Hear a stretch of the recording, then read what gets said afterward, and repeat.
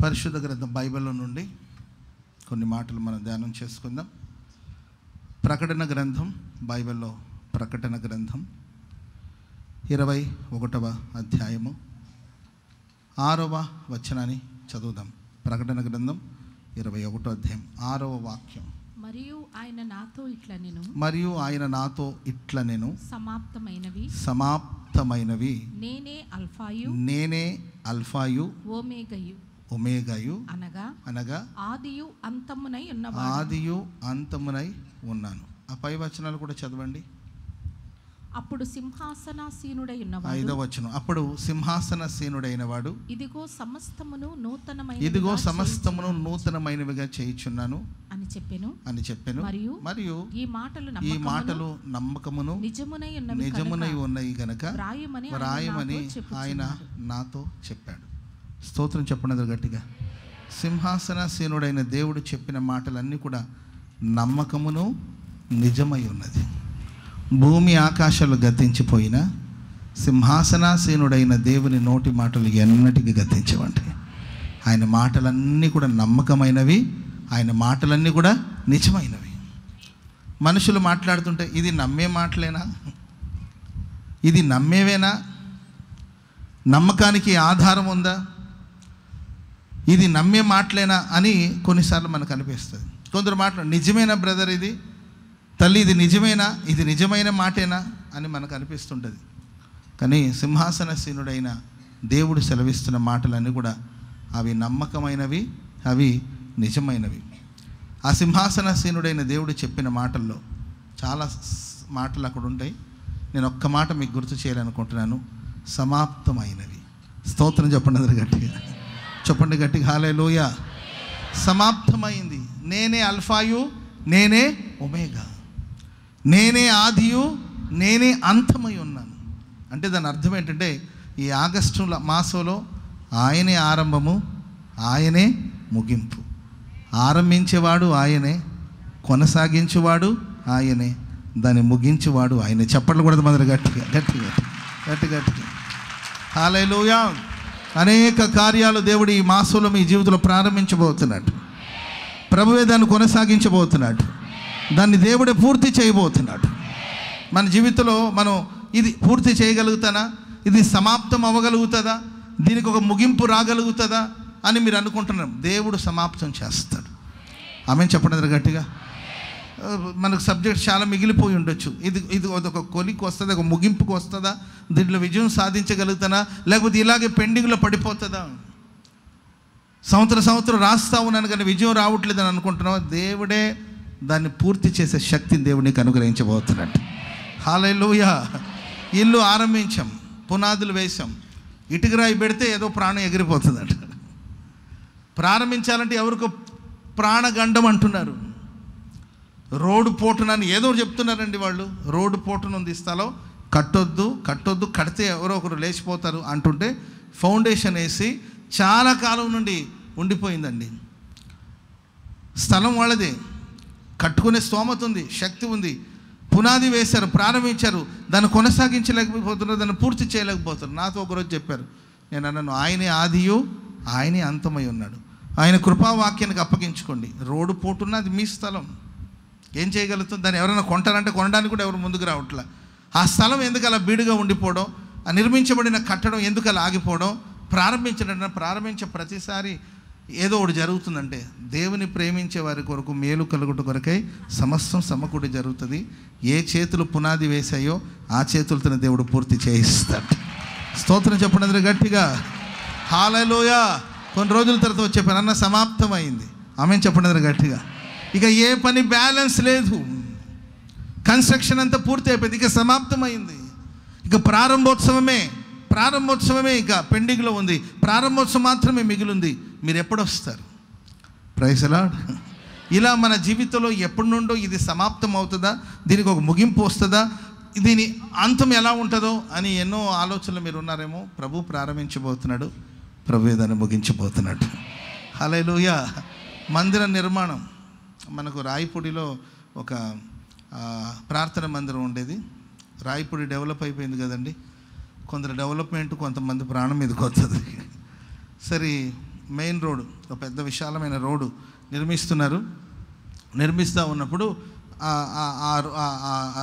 Bypass వెళ్ళే ఆ దారిలో మన చర్చ్ ఉందన్నమాట. సో ఆ స్థలాన్ని మందిరానికి ఆ స్థలాన్ని గవర్నమెంట్ వాళ్ళు తీసేసుకొని మనకు ఒక మందిరానికి వేరే స్థలం ఇస్తానని చెప్పి అన్నారు. సరే ఎక్కడో ఎందుకని చెప్పి మన సహోదరి ఒక ఆవిడ ఉంటే గవర్నమెంట్ ఇచ్చిన స్థలం ఆమె తీసుకునేటట్లు ఆ సహోదరి స్థలాన్ని తీసుకొని అక్కడ మందిరం నిర్మించాలని ప్రారంభించామండి. అంత వస్తువులు, సామాగ్రిలు, సిమెంటు, కంకరు, ఐరన్ అన్నీ తోలేసాం. కానీ గవర్నమెంట్ కూడా చాలా ఫేవర్గానే ఉండేవాడు అప్పట్లో. అక్కడ ఒక సహోదరుడు దాన్ని ఆటంకపరచడం ప్రారంభించారు. కేసు వేశారు. ఇక్కడ చర్చ్ కట్టకూడదు, మాకు డిస్టర్బెన్స్గా ఉంటుందని చెప్పి కేసు వేయడం జరిగింది. కోర్టుకు తిరుగుతూ ఉన్నామండి. ఐరన్ పాడైపోతుంది, కంకర అంతా మట్టిలో కలిసిపోతుంది, ఇసుక అంతా కూడా ఏంటండి కాలువలో కొట్టుకెళ్ళిపోయింది. చాలా ఇబ్బంది. పాత మందిరం తీయడానికి లేదు, కొత్త మందిరం కట్టడానికి లేదు. కొన్ని నెలలు సంవత్సరాలు బాధపడ్డాము, ప్రయాసపడ్డాము, ఎవరెవరినో సంప్రదించాము, ఎవరెవరినో అడిగాము, ఎన్నెన్నో ప్రయత్నాలు చేసాము. అన్ని ఆటంకాలు. ఏం చేయాలో అర్థం కాని పరిస్థితులన్నీ కూడా ఎదుర్కొంటూ ఫౌండేషన్ నేల వరకు పునాది వేసేసాం. అప్పుడు వాళ్ళు కేసు పెట్టి మొత్తం ఆపేయడం జరిగింది. ఆశ్చర్యకరుడైన దేవుడు మేఘం ఎలాగైతే, మబ్బు ఎలాగైతే తొలగిపోతుందో, మంచి ఎలాగైతే ఆవిరైపోతుందో అట్లా సమస్యలన్నీ కూడా తొలగించాడు. అక్కడ మందిరం కట్టడానికి కృపనిచ్చాడు. స్తోత్రం చెప్పడం గట్టిగా. ఎవరైతే ఆటంకపరిచి కేసు పెట్టారో ఆ బ్రదర్ నాకు రీసెంట్గా ఒక 15-20 డేస్ ముందు అనుకుంటాను ఫోన్ చేశారు. నాకు ఫోన్ చేసి, అన్నా దయచేసి నన్ను క్షమించండి అన్న, నా కోసం ప్రార్థన చేయండి. ఏది ఆటంకపరిచి కేసు పెట్టి చర్చ్ కట్టకూడదన్న అదే బ్రదర్ ఫోన్ చేసి నాకు క్షమించండి అన్న, నేను చాలా ఇబ్బంది కలిగించాను, ఏదో తెలియక జరిగింది, దయచేసి నన్ను క్షమించండి అన్న, నేనే డైరెక్ట్గా వచ్చి మిమ్మల్ని కలిసి మీకు సారీ చెప్పాలనుకుంటున్నాను అని చెప్పినప్పుడు, పర్వాలేదులే బ్రదర్, ప్రతి ఆటంకం అదొక పాఠం మనకు. స్తోత్రం చెప్పడం గట్టిగా. ఉన్నట్టుండి కట్టేసినా కూడా ఈరోజు సాక్ష్యం ఉండేది కాదు. ఆటంకాలు రావాలి ఏంటండి, అవి తొలగిపోవాలి, దేవుని నామం మహింపరచబడాలి, సాక్షార్థంగా నిలబడాలి. చెప్పండి కూడా మొదలు గట్టిగా హల్లెలూయా చెప్పండి, గట్టిగా హల్లెలూయా. దేవుడే ఆరంభిస్తాడు, దేవుడే దాన్ని కొనసాగిస్తాడు, దేవుడే ముగిస్తాడు. సమాప్తమైనవి. ఆమేన్ చెప్పండి అందరూ గట్టిగా. మంచిది. నేను సుదీర్ఘంగా కాకుండా క్లుప్తంగా చెప్పి ముగించాలనుకుంటున్నాను.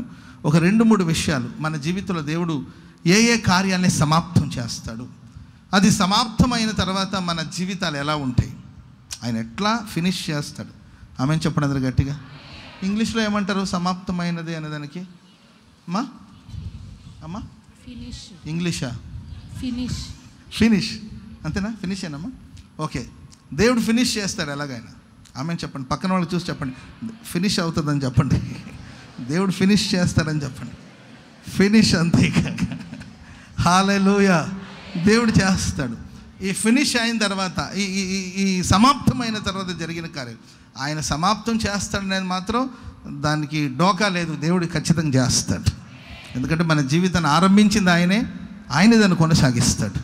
విశ్వాసమును కర్తయు దాన్ని కొనసాగించేవాడైనా యేసు. ఆయనే ప్రారంభిస్తాడు, ఆయనే నడిపిస్తాడు. దాంట్లో మనం ఆలోచించాల్సిన విషయం లేదు. ఫినిష్ అయిన తర్వాత, ఆయన సమాప్తం అయిన తర్వాత దేన్ని సమాప్తం చేస్తాడు మన జీవితంలో, ఆ తదుపరి మన లైఫ్ ఎలా ఉంటుంది అనేదని ఒక 2-3 విషయాలు మీతో చెప్పాలని ఆశిస్తున్నాను. బైబిల్లో యెషయా ప్రవచన గ్రంథం, మొదటి మాట ఇది. యెషయా ప్రవచన గ్రంథం 40వ అధ్యాయము 2వ వచనం నుండి చదువుదామా. నా జనులను ఓదార్చండి,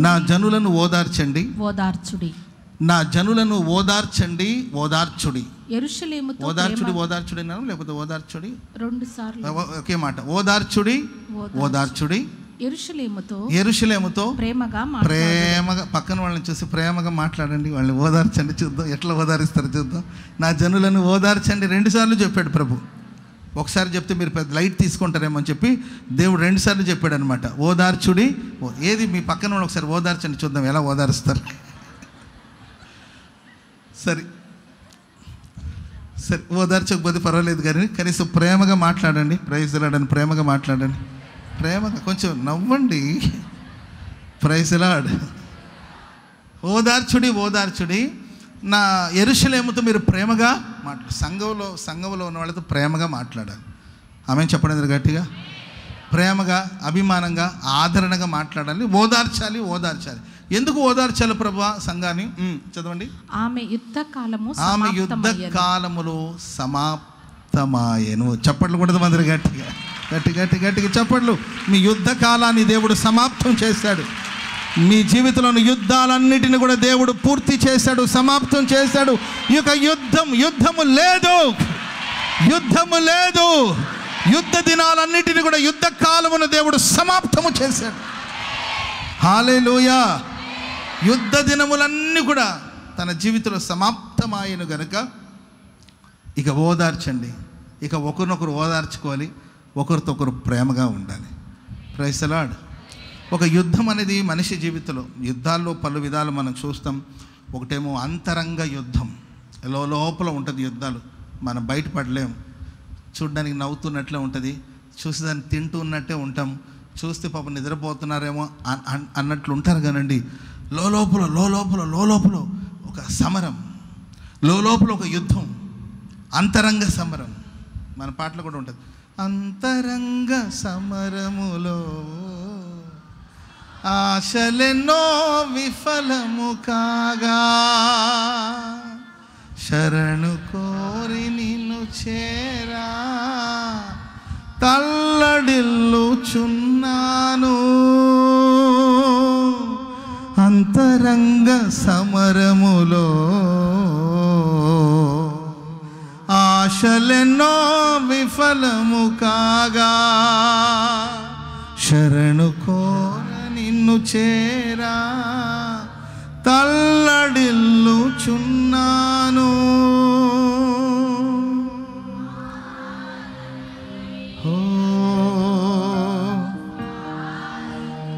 అయినను ఆరాధనైనను నీవే కదా. అంతరంగ సమరములో ఆశ. చెప్పట్లొద్దు వద్దు. అంతరంగ సమరములో ఆశలెన్నో విఫలము కాగా, శరణు కోర నిన్ను చేరా తల్లడిల్లుచున్నాను. అంతరంగంలో ఒక సమరం. ఎందుకంటే ఆశలన్నీ విఫలమైపోయింది. మనం ఎన్నో అనుకున్నాం, చేయలేకపోయాం. సాధించాలనుకున్నాం, చతికిల పడిపోయాం. ఆశలన్నీ విఫలమైపోయి ఒక ఎండిపోయిన ఎముకలు, ఆ లోయల నిండా ఎండిపోయిన ఎముకలు ఎలా ఉన్నాయో ఆ విధంగా ఆశలన్నీ విఫలపోయిన సందర్భాల్లో గుండెలో ఏదో ఒక పోరాటం, అంతరంగంలో ఏదో ఒక పోరాటం. అలాంటి సమయంలో ఆయన శరణ కోరి ఆయన చేరాలని మన ప్రాణం తల్లడిల్లుతుంటుంది. ఆయన దగ్గరికి వెళ్ళాలి, ఆయన చేరుకోవాలి. నా ఆశలన్నీ విఫలమైపోయిందని చెప్పాలి. ఆయన పాదాల మీద పడి రోధించాలి, ఆయన ఎద మీద పడి ఏడవాలి, కన్నీళ్లు విడవాలి అని మనసు తల్లడిల్లుతున్నప్పుడు ఆయనే మనకు ఆధారం, ఆయనే మనకు ఆశ్రయం. అంతరంగ యుద్ధాలు, కొన్నిసార్లు కుటుంబంలో బహిరంగంగా యుద్ధాలు. అరే ఇలా పోట్లాడుకుంటుంటే ఏమనుకుంటారో అనే ఆ ఇంకితం కూడా ఉండదు. వీళ్ళు వాళ్ళ మీద దుమ్మెత్తి పోసుకోవడం, వాళ్ళు వీళ్ళ మీద దుమ్మెత్తి పోసుకోవడం, వాళ్ళని వీళ్ళు అవమానపరచడం, వీళ్ళు వాళ్ళని అవమానపరచడం, భార్య భర్తను అవమానపరచడం, భర్త భార్యను అవమానపరచడం, పిల్లలు తల్లిదండ్రుల మీద ఏంటంటే కౌంటర్ వేయడం, తల్లిదండ్రులు పిల్లల మీద సెటైర్లు వేయడం. ఆ ఇంట్లో గొడవలు జరుగుతున్నాయి, ఆ ఇంట్లో సమరం జరుగుతుంది, ఆ ఇంట్లో యుద్ధాలు జరుగుతున్నాయని పబ్లిక్గా అర్థమవుతుంది. స్టార్ట్ అయిందబ్బా గొడవలు ఇంట్లో, మొదలెట్టారబ్బా, ప్రారంభించారు, ఇక మనకి రాత్రంతా నిద్ర ఉండదు అని తలుపులు కిటికీలు మూసేసి చెవిలో ఏదైనా పెట్టుకొని దూది పెట్టుకొని పడుకోవాలని చూసినా, ఎందుకంటే అంత గొడవ. 4 గోడల మధ్యలో మాట్లాడుకోవాల్సిన మాటల్ని నలుగురు మధ్యలోకి తీసుకొస్తారు. గొడవలు, కొందరికి అంతరంగంలో యుద్ధాలు, కొందరికి బహిరంగంగా గొడవలు, కొందరికి కోల్డ్ వార్ అంటారు కదండి. ఏదో కోల్డ్ వార్ నడుస్తూ ఉంది అంటుంటారు. మరి బాగానే ఉంటారు, పలకరించుకున్నట్టు ఉంటారు కానండి లోపల రకరకాలమైన పోరాటాలు. యుద్ధం ఇది చాలా నష్టాన్ని తీసుకొస్తుంది. మనం అనుకోవచ్చు యుద్ధాల వల్ల చాలా నష్టాలు జరుగుతుంది. ఒక అరగంట ఒక గంట సేపు మీరు గొడవలు పడుతున్నారు అనుకోండి, ఆ గంట సేపు ప్రార్థన చేస్తే ప్రశాంతంగా ఉంటుంది కదా. గొడవ చేస్తున్నప్పుడు ఊరుకుంటారండి. ఇలాంటిది ఒక సీసా ఉందనుకోండి, దాన్ని తీసి ఇసర కొట్టారనుకోండి, అది పగిలిపోయింది అనుకోండి, నష్టమేగా. ఆ కోపంలో వెళ్ళి టీవీని బద్దలు కొట్టారనుకోండి, ఎంత ఉంటుంది? ఒక ఎల్ఈడి టీవీ ఎంత ఉండొచ్చు? ఎంత ఉంటుందమ్మా? 1 lakh ఉండొచ్చు, మినిమం 50,000 అని ఉంటుంది కదండి. ఆ కోపంలో తీసి పగలు కొట్టావు, ఆ 50,000 వ్యర్థం అయిపోయినట్టు కదండి. సరే కోపంలో భార్యను కొట్టామనుకోండి, తలకు దెబ్బ తగిలింది అనుకోండి, చిన్న మెదలు చెతికిపోయింది అనుకోండి, ఆమెకు మెంట్లో వచ్చేసింది అనుకోండి, అది పెద్ద సమస్య కదా. యుద్ధాలు, కుటుంబాల్లో జరిగే యుద్ధాలు, సంఘాల్లో జరిగే యుద్ధాలు, సహోదరుల మధ్యలో జరిగే యుద్ధాలు, ఆస్తుల కోసం, డబ్బుల కోసం జరుగుతున్న గొడవలు చాలా నష్టాన్ని తీసుకొస్తుంది. ప్రియులరా, జపాన్ దేశంలో హిరోషిమా నాగసాకి అన్న చోట అణుబాంబుని ప్రయోగం చేశారండి. ఇప్పటికీ ఆ ప్రాంతాలు కోలుకోలేకపోయింది. ఈ యుద్ధం జరిగి చాలా కాలం అయింది, ఇప్పటికీ ఆ ప్రాంతాలు కోలుకోలేని పరిస్థితి. ఆ నేల పండలేని పరిస్థితులకు వెళ్ళిపోయింది. ఇప్పటికీ ఆ నేల మీద పుట్టే పిల్లలు అంగవైకల్యంతో పుడుతున్నారు. యుద్ధం అనేది ఒక రోజుతో జరిగిపోయేది కాదండి. యుద్ధం జరిగిపోయిన తర్వాత కూడా ఆ నష్టాన్ని భరించాల్సిందే. అందుకొరకు ఎప్పుడు యుద్ధాన్ని కోరుకోవచ్చు. ఒకవేళ ఇప్పటి వరకు మీ అంతరంగంలో కావచ్చు, కుటుంబంలో కావచ్చు, పలు విధమైన యుద్ధాలు సంభవిస్తున్నాయా? వాక్యం సెలవు సమాప్తమైనవి. ఆమె చెప్పినది గట్టిగా. ఏం సమాప్తమైందండి? యుద్ధకాలము, లేకపోతే యుద్ధ దినములన్నీ కూడా యుద్ధకాలము సమాప్తమైనవి. చప్పట్లు కొడుతూ ప్రభుకి కృతజ్ఞతాస్తుతులు చెల్లించండి. యుద్ధాలని మానిపోతున్నాయి. యుద్ధాయుధాలన్నిటిని కూడా దేవుడు నిర్మూలపరచబోతున్నాడు. ఇక యుద్ధకాలం ముగిసింది, ఇక యుద్ధకాలం సమాప్తమైనది. హల్లెలూయా, చెప్పండి గట్టిగా హల్లెలూయా. ఈ సందర్భం ఏంటంటే యెషయా గ్రంథం 39 అధ్యాయం వరకు మీరు తర్వాత చదువుకోండి, ఇప్పుడు కాదు. యెషయా గ్రంథం 1వ అధ్యాయం నుండి 39వ అధ్యాయం వరకు చూస్తే తీర్పును గురించి, శ్రమలను గురించి ఇవన్నీ ప్రస్తావించబడింది. 40వ అధ్యాయం ప్రారంభించిన కాడి నుండి దేవుని ఆదరణను మనం చూస్తూ వస్తాం. Praise the Lord. ఆ 40వ అధ్యాయం తర్వాత చదువుకుంటూ వెళ్తే దేవుడు తన ప్రజలకు ఇచ్చే ఆదరణ గురించి మాట్లాడుతూ వస్తారు. సరే, ఇశ్రాయేలు ప్రజలకు జరిగిన యుద్ధాలు ఏంటి, వీళ్ళని ఎందుకు ఓదార్చాలి, వీళ్ళ జీవితంలో దేవుడు యుద్ధకాలం సమాప్తమైందని ఎందుకు చెప్పారు అని మనం ధ్యానిస్తే, ఇశ్రాయేలు ప్రజలందరూ కూడా బబులోను దేశానికి బానిసలుగా వెళ్ళారు. బానిసత్వం అది. కొండల్లో, లోయల్లో ప్రయాణం చేసుకుంటూ చాలా కష్టపడుతూ ఆ ప్రాంతానికి వాళ్ళు వెళ్ళారండి. అక్కడ 70 సంవత్సరాలు అక్కడ ఉన్నారు. ప్రభు కనికరించి వారికి ఒక విడుదలను ప్రసాదించారు. ఆ యుద్ధకాలం అంతా కూడా సమాప్తం చేసుకొని వారు మరల తమ దేశానికి తిరిగి వచ్చినట్లుగా బైబిల్లో గ్రంథస్థం చేయబడింది. ఈ పూట నేను ఇక్కడ మీకు చెప్పాలనుకున్న విషయం ఏంటంటే, ఆ యుద్ధం అంతా ముగిసిన తర్వాత, ఆ యుద్ధాలు సమాప్తమైన తర్వాత ప్రభు చేసే కార్యాలు మీరు 40వ అధ్యాయము 2వ వచనం ముందుకు చదువుకుంటూ వెళ్ళండి. ఆమె యుద్ధకాలం సమాప్తమయ్యను, ఆమె దోష రుణము తీర్చబడెను. యెహోవా చేతి వలన ఆమె తన సమస్త పాపముల నిమిత్తము 2 పొందినను సమాచారం ఆమెకు ప్రకటించండి. ఆలకించుడి. అడవిలో ఒకడు ప్రకటించుచున్నాడు. ఎట్లనగా అరణ్యములో యెహోవాకు మార్గం సిద్ధపరచుడి, ఎడారిలో మా దేవుని రాజ్య మార్గం సరళము చేయండి. ప్రతి లోయను ఎత్తు చేయవలెను, ప్రతి పర్వతము, ప్రతి కొండను అణచవలెను. వంకరివి చక్కగాను, కరుకైనవి సమముగాను ఉండవలెను. ఇక్కడ 4 విషయాలు మనం చూస్తున్నాం. ప్రతి లోయ ఎత్తు చేయబడుతుందండి. ఆమెను చెప్పినది గట్టిగా. ప్రతి పర్వతము, ప్రతి కొండ అణచివేయబడుతుంది. వంకరవి చక్కగా మార్చబడతాయి, కరుకైనవి సమముగా మార్చబడుతుంది. మన దేవుడు మన జీవితంలో యుద్ధాలన్నిటిని మాన్పిన తర్వాత ఆయన మన జీవితంలో చేసే కార్యాలు ఏంటంటే, లోయలన్నీ కూడా ప్రతి లోయ ఎత్తు చేయబడుతుందంట. స్తోత్రం చెప్పడం గట్టిగా. లోయలో ఒక మనిషి ఉన్నాడు అనుకుంటే కనబడతాడా? కనబడ్డు. ఇప్పటి వరకు నీవు మరుగై ఉన్నావేమో, ఇప్పటి వరకు నీ సాక్షి మరుగై ఉన్నదేమో, ఇప్పటి వరకు నీ కుటుంబం మరుగై ఉన్నదేమో, ఇప్పటి వరకు ఆయన బలిష్టమైన చేతి క్రింద అలా దీన మనసు కలిగి ఉండిపోయావు.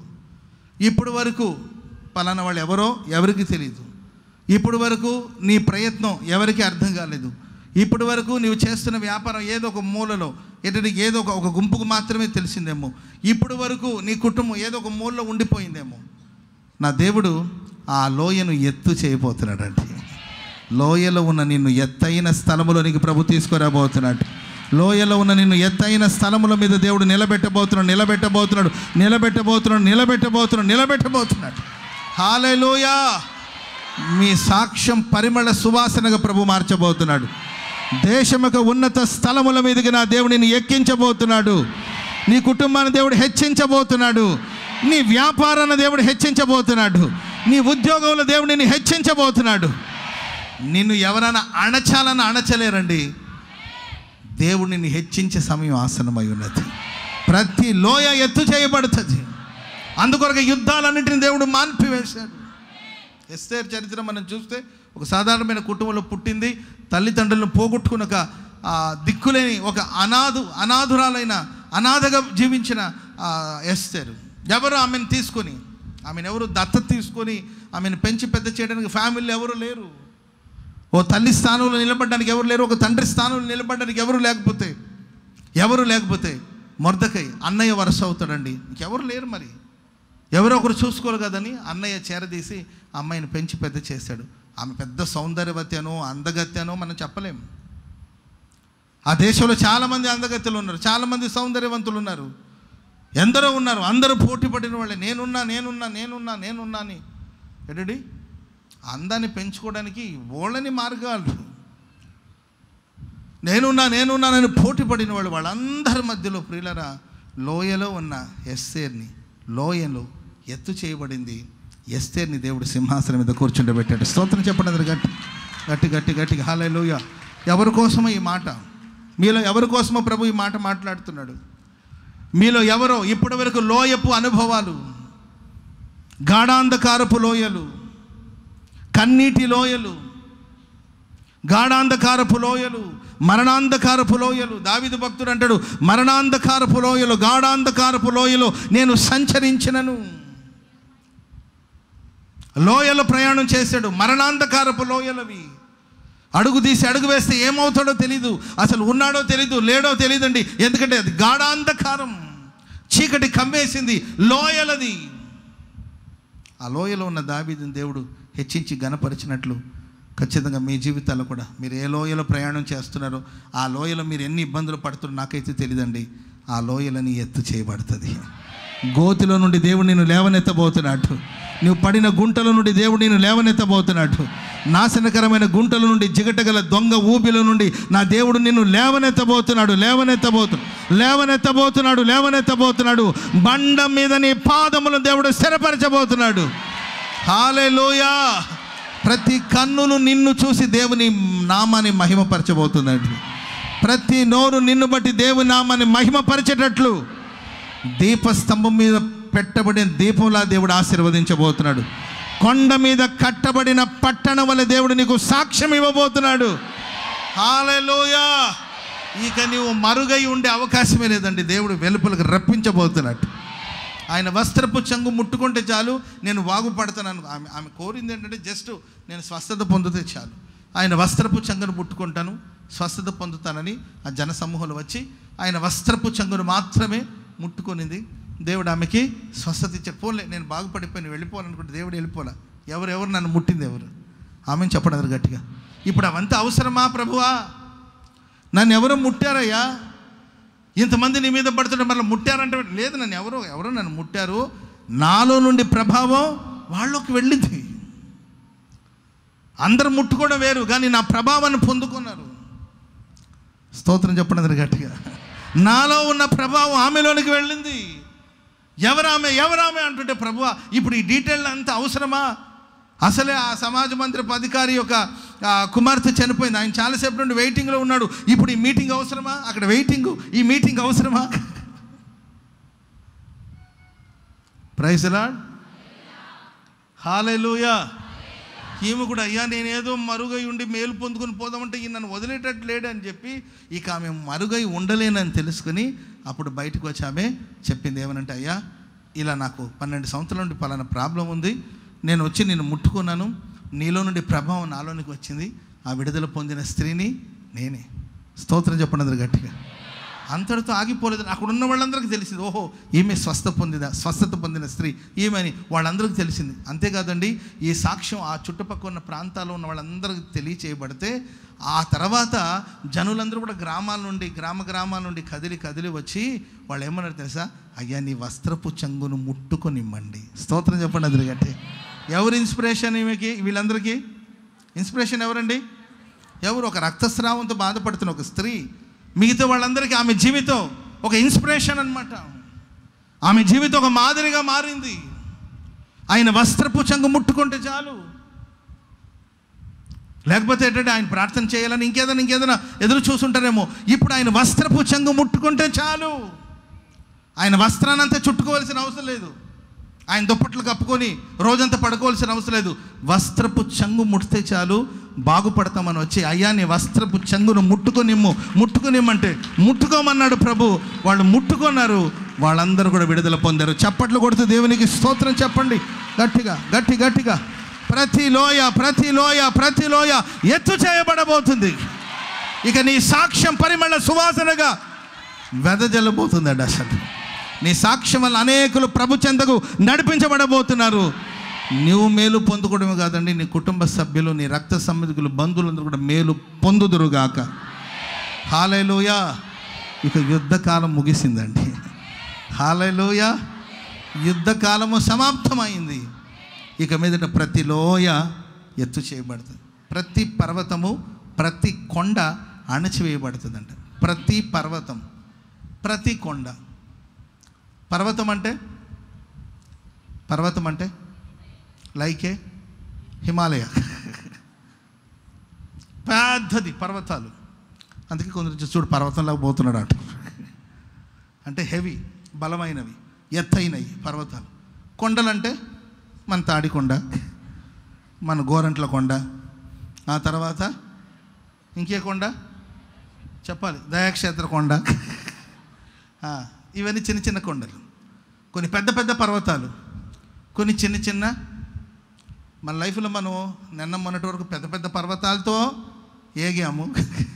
చిన్న చిన్న కొండలు ఈయన మనల్ని ప్రశాంతంగా ఉండేసి ఈ కూడా మనల్ని వేధించుకుంది అంటుంటాయి. అసలు బయట పడాలా సమస్యలు, పోరాటాలు, బయట పోరాటాలు ఎదుర్కోవాలా, ఇంటికి వస్తే ఇక్కడ పోరాటాలు ఎదుర్కోవాలా, ఆఫీసులో సమస్యలు, ఇంటికి వస్తే ఇక్కడ సమస్యలు, బంధువులతో సమస్యలు, ఇంట్లో వాళ్ళతో సమస్యలు, అన్ని జనులతో పోరాటాలు, క్రైస్తవులతో పోరాటాలు. అటు అన్ని జనులకు సమాధానం చెప్పాలా, ఇటు క్రైస్తవులకు సమాధానం చెప్పాలా. సంఘము వెలుపటి వాళ్ళతో యుద్ధాలు చేయాలా, సంఘం లోపటి వాళ్ళతో యుద్ధం చేయాలా. ఒకవైపున ప్రతి పర్వతాలు, పెద్ద పెద్ద పర్వతాలు, బలమైన పర్వతాలు, మరి కొన్ని చిన్న చిన్న కొండలు. ఇవన్నీ కూడా ఈ పర్వతాలు, ఈ చిన్న కొండలు దేనికి సూచన, సాదృశ్యం అంటే మనల్ని అణచివేయాలని. పర్వతం పక్కన మనం నిలబడితే మనం ఎక్కడ కనబడతాం చెప్పండి? ఆ పర్వతాలు మనల్ని అణచివేయాలని. నాతో అంటుంటారన్నా, అగ్రకులం అన్న వాళ్ళది మాది సాధారణమైన కులం అండ్ మధ్యతరగతి కుటుంబం అన్నయ్య. కేసు పెట్టకపోయారంట అన్న, వాళ్ళతో మేము ఎక్కడ ఫైట్ చేయగలుగుతాం? అన్యాయం కదా బ్రదర్, మీరు కేసు పెడితే మరి పోలీసు వాళ్ళు కానీ కోర్టు తీర్పిస్తుంది కదా, మీకు న్యాయం చేస్తే. వాళ్ళతో మేము ఎక్కడ పోరాడగలుగుతామన్నా? వాళ్ళు పెద్ద పెద్ద పర్వతాలు నలిపేస్తారు, మమ్మల్ని అణిచివేస్తారు. వాళ్ళ చేతిలో నలిగిపోవలసిందే. మాట్లాడామనుకోండి ఇక మనిషి ఉండడు. అవి పెద్ద పెద్ద పర్వతాలన్నా. వాళ్ళకు ధనబలం ఉంది, వాళ్ళకి భుజబలం ఉంది, జనబలం ఉంది. ఉన్నది లేనట్టుగా, లేనిది ఉన్నట్టుగా వాళ్ళు ఏమైనా చేయగలుగుతారు. డబ్బు ఏమైనా చేయగలుగుతుంది.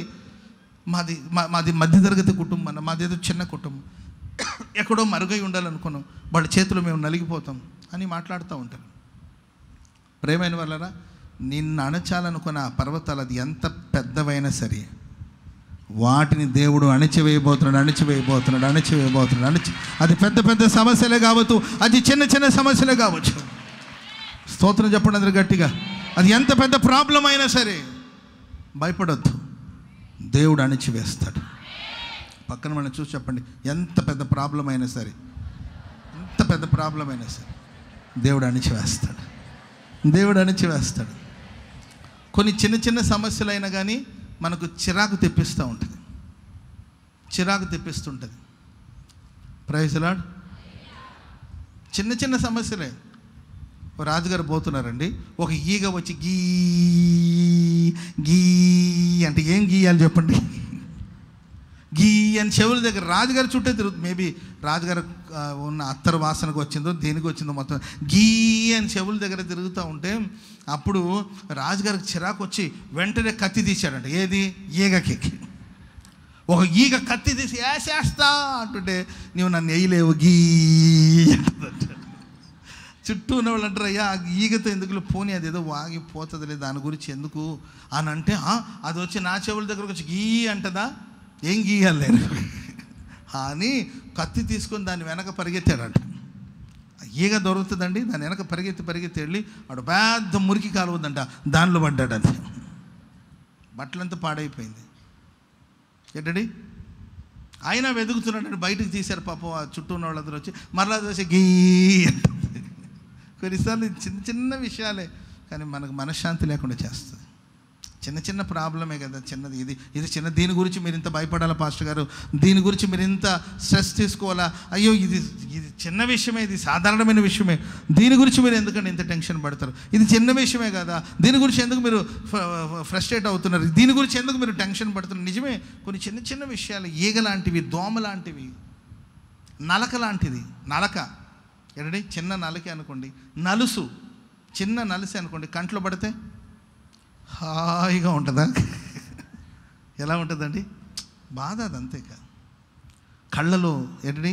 నలకలాగా, నలుసులాగా, కంటిలో ఒక ఇసుకలాగా పడి కళ్ళు మండుతూనే ఉంటుంది, కళ్ళలో నీళ్ళు వస్తూనే ఉంటుంది. ఈ చిన్న ఇసుక మనల్ని కన్నీళ్ళు పెట్టించని. నిజమే, కొన్ని సమస్యలు మనకు మనశ్శాంతి లేకుండా చేస్తుంది. నీ లైఫ్లో ఇప్పటివరకు అది ఎంతటి పర్వతాలైనా సరే, చిన్న చిన్న విషయాలే కావచ్చు, చిన్న చిన్న కొండలు కావచ్చు, వాటన్నిటిని దేవుడు అణచివేయునుగాక, అణచివేయునుగాక, అణచివేయునుగాక. హల్లెలూయా చెప్పండి గట్టిగా, హల్లెలూయా. అండ్ ప్రేమైన వంకరవి చక్కగాను. Praise the Lord. కొన్ని వంకరైన మార్గాలు అవి చక్కగా ప్రభు చేసి, ఇప్పుడు వంకర టింకర ఉందనుకోండి, ఇక్కడ నుండి అక్కడి వరకు దారి వంకర టింకర ఏది ఎయిర్పోర్ట్లోకి వెళ్తే తెలుస్తుంది. ఎయిర్పోర్ట్కి వెళ్తే మనం అక్కడ ఏంటండి, ఎయిర్పోర్ట్లోకి మనం వెళ్ళినప్పుడు బోర్డింగ్ పాస్ తీసుకునే దగ్గర అనుకుంటాను, బోర్డింగ్ పాస్ కోసం వెళ్ళినప్పుడు అక్కడ అడ్డంగా పెట్టుంటారనమాట. దానిలో ఇటు తిరిగి టికెట్ కౌంటర్ అక్కడ ఉంటుంది, బోర్డింగ్ పాస్ అక్కడ ఇస్తారు. ఏంటండి, మనం ఇక్కడ ఉంటాం, ఇటు వెళ్తే తీసుకోవచ్చు, కానీ అట్లా కాకుండా ఇలా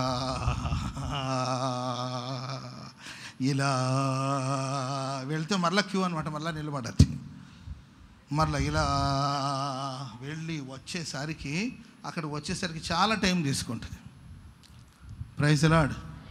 ఒక్కొక్కసారి నాకు అనిపిస్తుంది, ఇక్కడ నుండి దుబాయ్ వెళ్ళడానికి 3 or 4 hours, 3.5 hours అనుకోండి. ఇక్కడ నుండి దుబాయ్కి వెళ్ళేసరికి ఒక 3.5 hours వెళ్ళిపోతాము. అక్కడ బయటకు వచ్చేసరికి 4 hours పడుతుంది. ఏది? ఆ ఎయిర్పోర్ట్ ఫ్లైట్ దిగి బయటకు వచ్చేసరికి ఏంటండి అదొక 4 hours పడుతుంది. అంటే వంకర టింకర మార్గాల్లో మనకు చాలా సమయం పడుతుంది. దేవుడు అంటాడు, ఇంకా వంకరైన వాటన్నిటి నేను తిన్నగా చేస్తాను. ఆమె చెప్పండి గట్టిగా. ఇక సమయం, ఇక ఆలస్యం పడదండి, ఇక ఆలస్యం జరగదు, వేగం పెరగబోతుంది. చప్పట్లు కూడా గట్టిగా. వేగంగా ఆలస్యం లేకుండా దేవుడు కార్యాలు చేయబోతున్నాడు.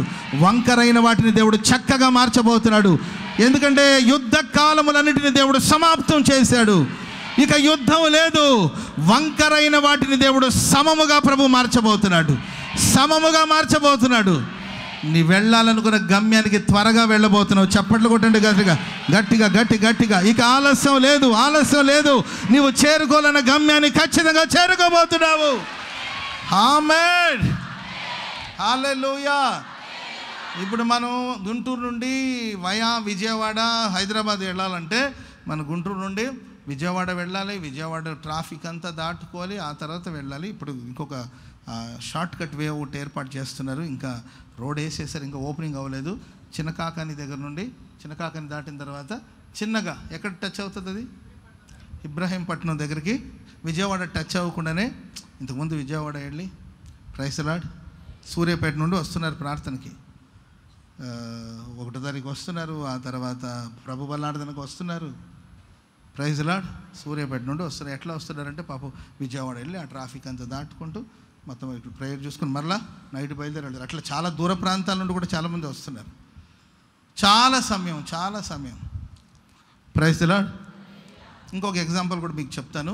నేను మన జ్ఞానసుందర్ టీచర్ గారికి హెల్త్ బాగాలేకపోతే సో ఆపరేషన్ చేయాలి అని హైదరాబాద్లో ఉన్నారు. ఆ రోజు సాటర్డే.